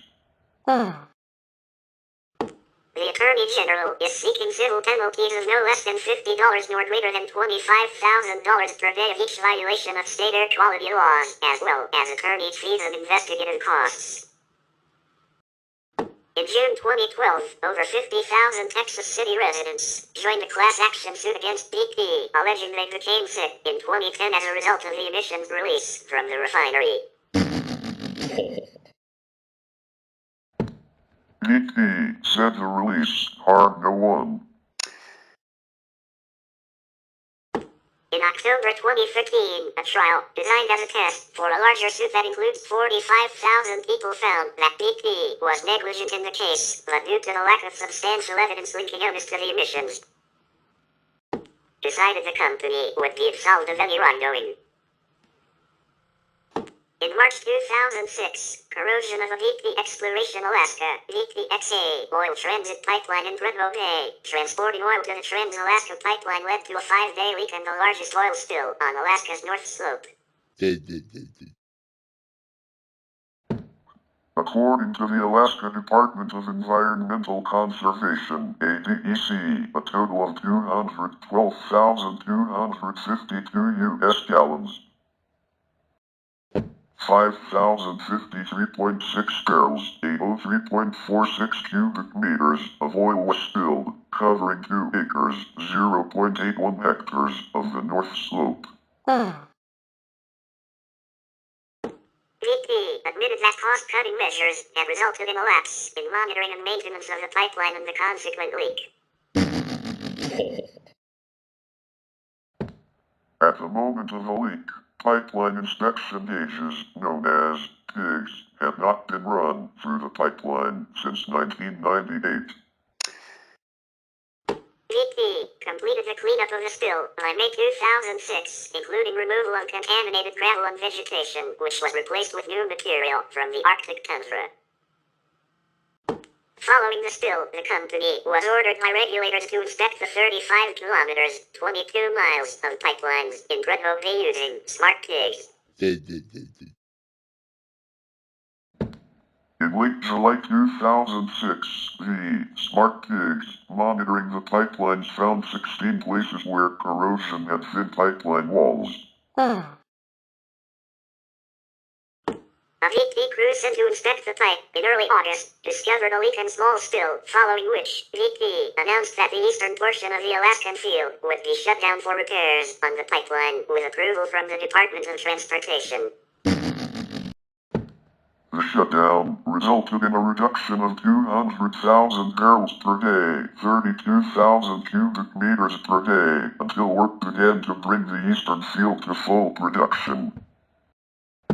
On to October 2006.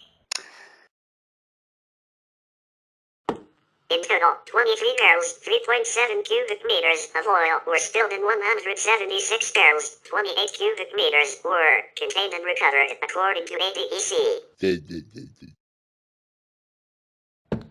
The spill was cleaned up and there was no impact upon wildlife.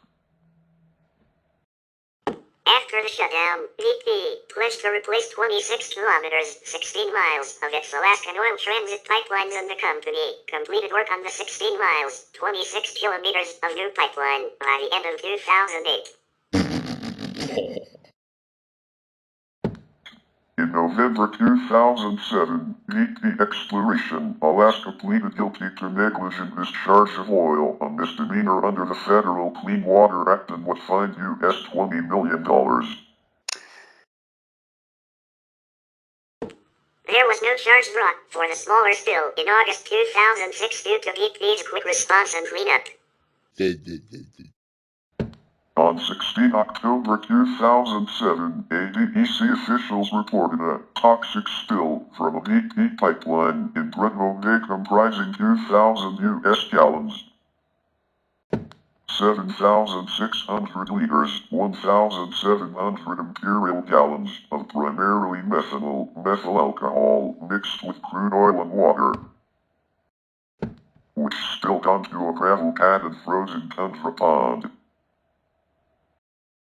In the settlement of a civil suit in July 2011, investigators from the U.S. Department of Transportation's Pipeline and Hazardous Materials Safety Administration determined that the 2006 spills were a result of BPXA's failure to properly inspect and maintain the pipeline to prevent corrosion. The government issued a corrective action order to BPXA that addressed the pipeline's risks and ordered pipeline repair or replacement. The U.S. Environmental Protection Agency had investigated the extent of the oil spills and oversaw BPXA's cleanup.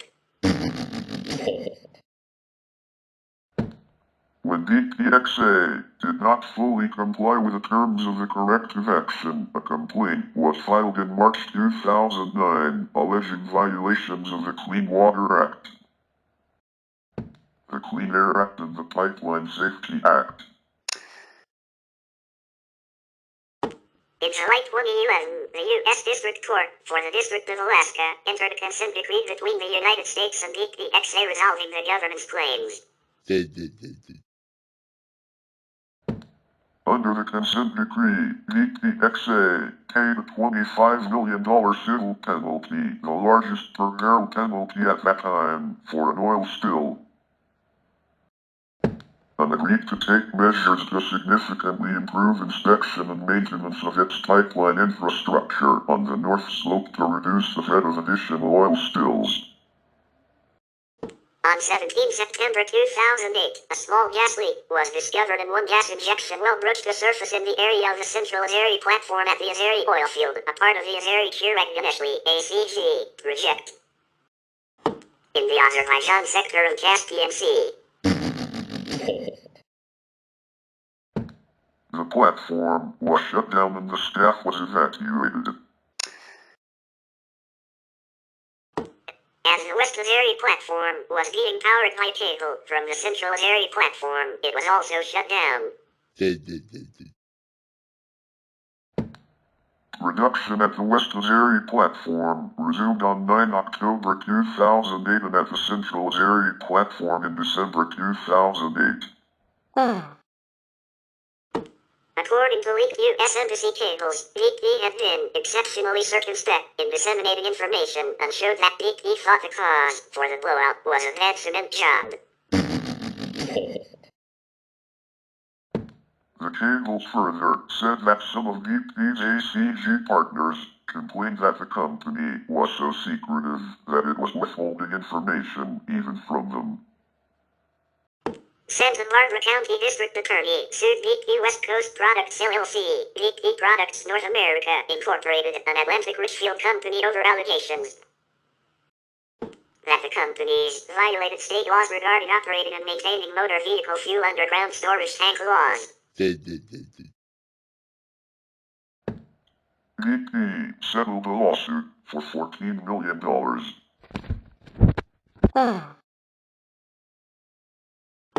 The complaint alleged that BP failed to properly inspect and maintain underground tanks used to store gasoline for retail sale at approximately 780 gas stations in California over a period of 10 years and violated other hazardous material and hazardous waste laws. The case settled in November 2016 and was the result of collaboration among the California Attorney General's office and several district attorneys' offices across the state. The Deepwater Horizon oil spill was a major industrial accident on the Gulf of Mexico, which killed 11 people and injured 16 others, leaked about 4.9 million barrels, 210 million U.S. gallons, 780,000 cubic meters of oil with plus or minus 10% uncertainty, which makes it the largest accidental marine oil spill in the history of the petroleum industry, and cost the company more than $65 billion in cleanup costs, charges and penalties.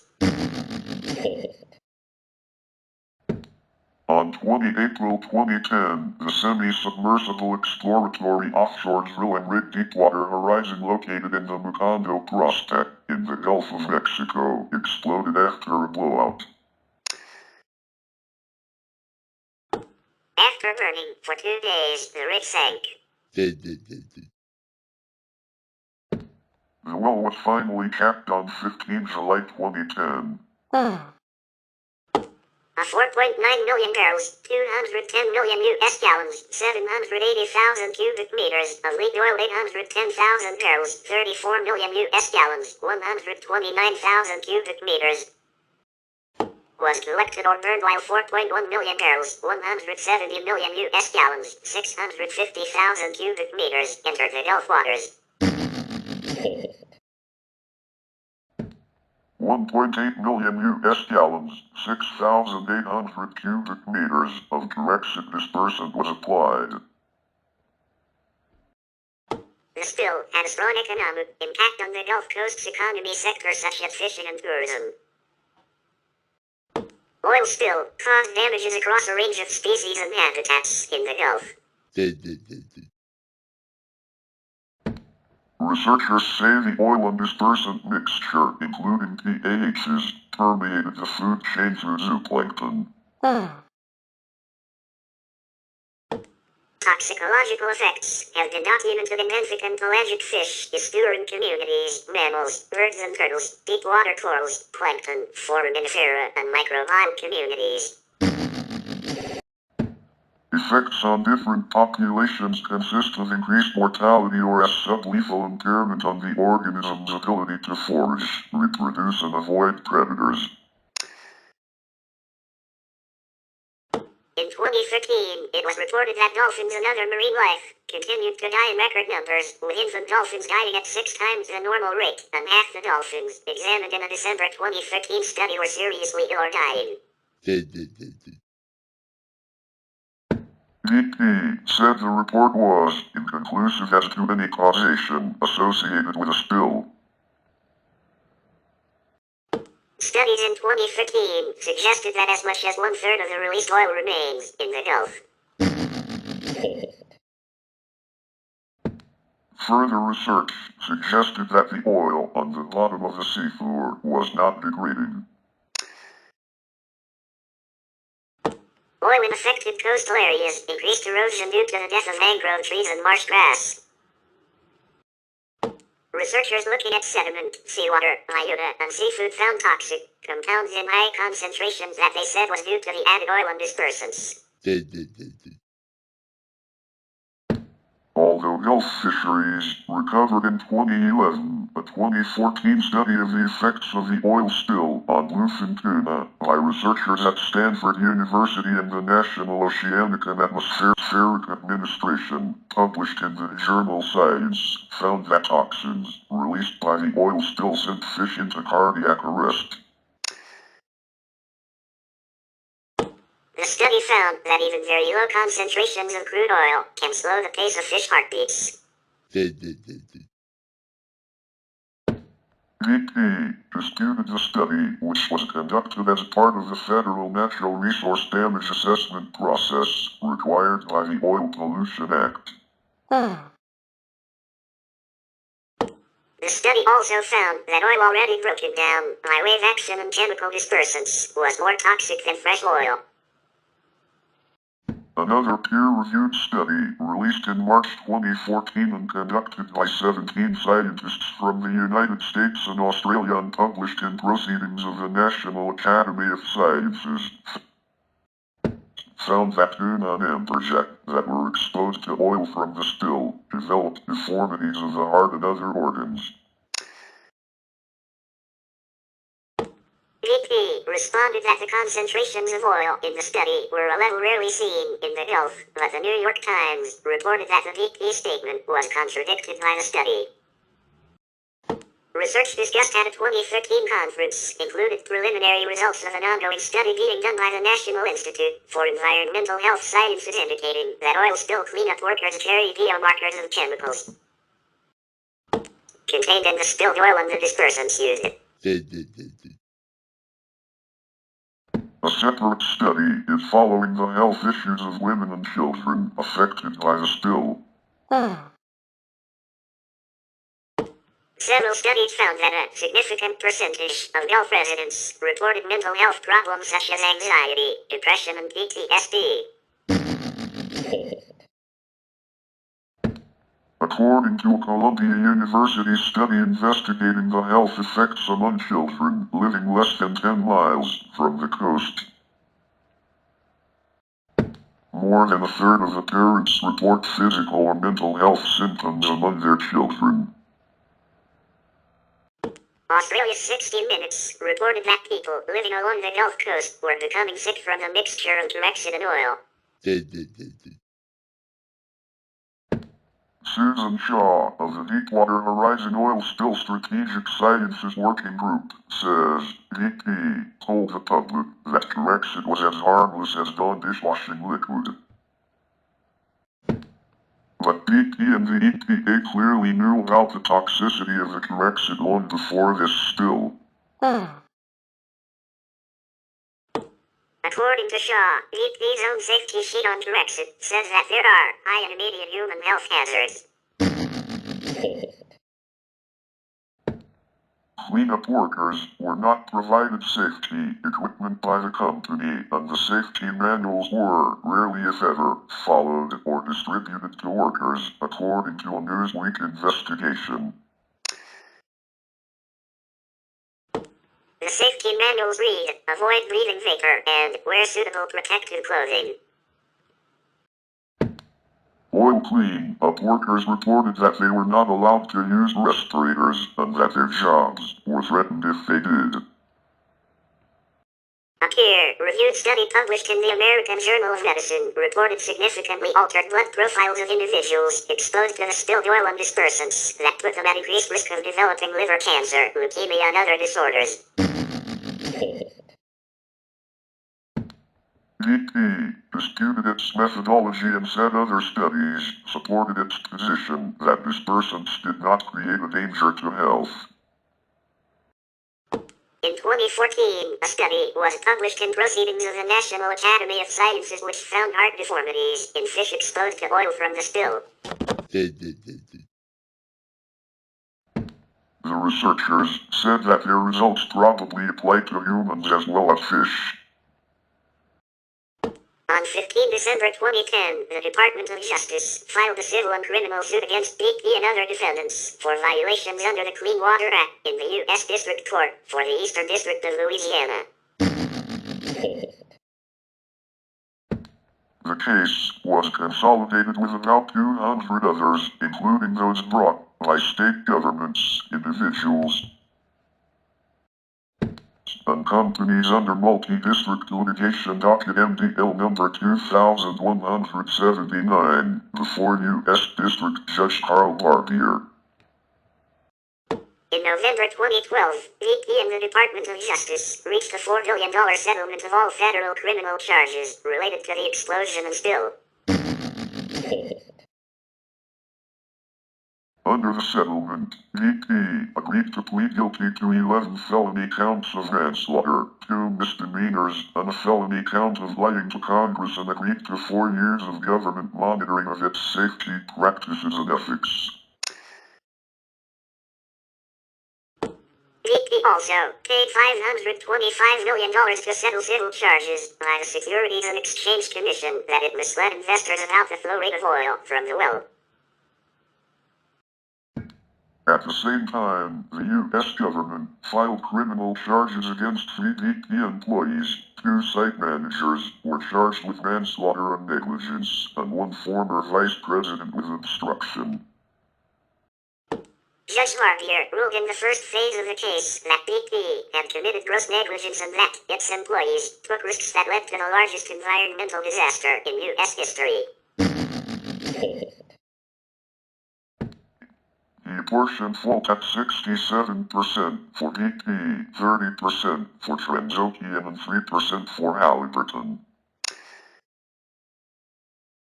Barbier ruled that BP was reckless and had acted with conscious disregard of known risks.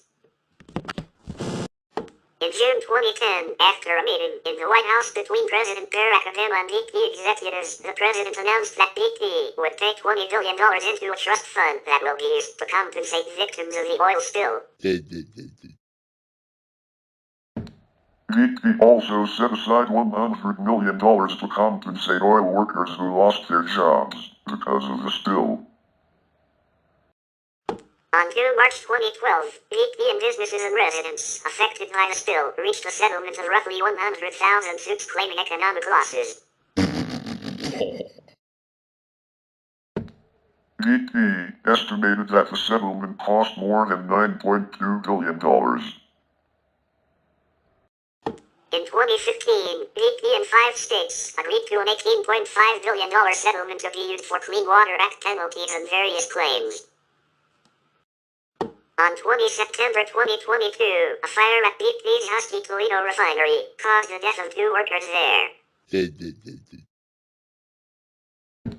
The fire was put out that day, but the refinery remained shut down.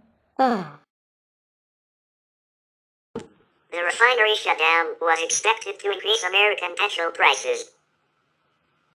VP lobbied the British government to conclude a prisoner transfer agreement which the Libyan government had wanted to secure the release of Abdelbasset al-Megrahi, the only person convicted for the 1988 Kirby bombing over Scotland, which killed 270 people.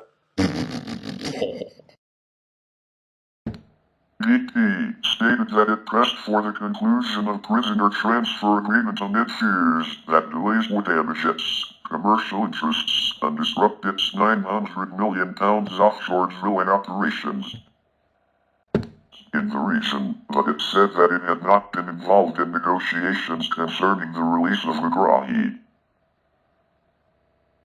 In February 2002, BP's then Chief Executive, Lord Brown of Mattingly, renounced the practice of corporate campaign contributions, saying, "That's why we've decided as a global policy that from now on we will make no political contributions from corporate funds anywhere in the world."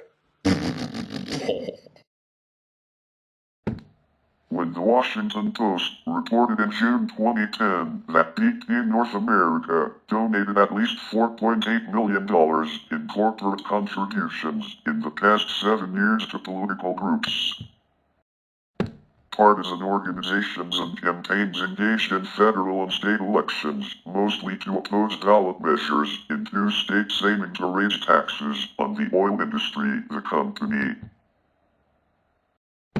said that the commitment had only applied to contributions to individual candidates. During the 2008 U.S. election cycle, VP employees contributed to various candidates, with Barack Obama receiving the largest amount of money, broadly in line with contributions from Shell and Chevron, but significantly less than those of ExxonMobil. In 2009, VP spent nearly $16 million lobbying the U.S. Congress. In 2011, BP spent a total of $8,430,000 on lobbying and had 47 registered lobbyists. In 1937, Iraq Petroleum Company, IPC, 23.75% owned by BP, signed an oil concession agreement with the Sultan of Muscat. In 1952, IPC offered financial support to raise an armed force that would assist the Sultan in occupying the interior region of Oman, an area that geologists believe to be rich in oil. This led to the 1954 outbreak of Jebel Akhdar War in Oman that lasted for more than 5 years. The U.S. Justice Department and the Commodity Futures Trading Commission filed charges against BP Products North America Incorporated, subsidiary of BP plc, and several BP traders, alleging they conspired to raise the price of propane by seeking to corner the propane market in 2004. In 2006, one former trader pleaded guilty. In 2007, BP paid $303 million in restitution and fines as part of an agreement to defer prosecution. BP was charged with cornering and manipulating the price of jet propane in 2003 and 2004. BP paid a $125 million civil monetary penalty to the CFTC, established a compliance and ethics program, and installed a monitor to oversee BP's trading activities in the commodities markets. BP also paid $53 million into a restitution fund for victims, a $100 million criminal penalty, plus $25 million into a consumer fraud fund, as well as other payments. Also in 2007, 4 other former traders were charged. These charges were dismissed by a U.S. District Court in 2009 on the grounds that the transactions were exempt under the Commodities Exchange Act, because they didn't occur in the marketplace but were negotiated contracts among sophisticated companies. The dismissal was upheld by the Court of Appeals for the Fifth Circuit in 2011. In November 2010, U.S. regulators FERC and CFTC began an investigation of BP for allegedly manipulating the gas market. The investigation relates to trading activity that occurred in October and November 2008.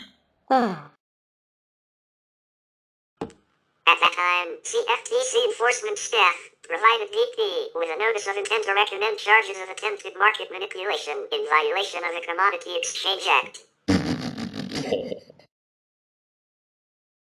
BP denied that it engaged in any inappropriate or unlawful activity. In July 2011, the FERC staff issued a notice of alleged violations, saying it had preliminarily determined that several BP entities fraudulently traded physical natural gas in the Houston Ship Channel and shady markets and trading points to increase the value of their financial swing spread positions. In May 2013, the European Commission started an investigation into allegations the companies reported distorted prices to the price reporting agency Platts in order to manipulate the published prices for several oil and biofuel products. The investigation was dropped in December 2015 due to lack of evidence.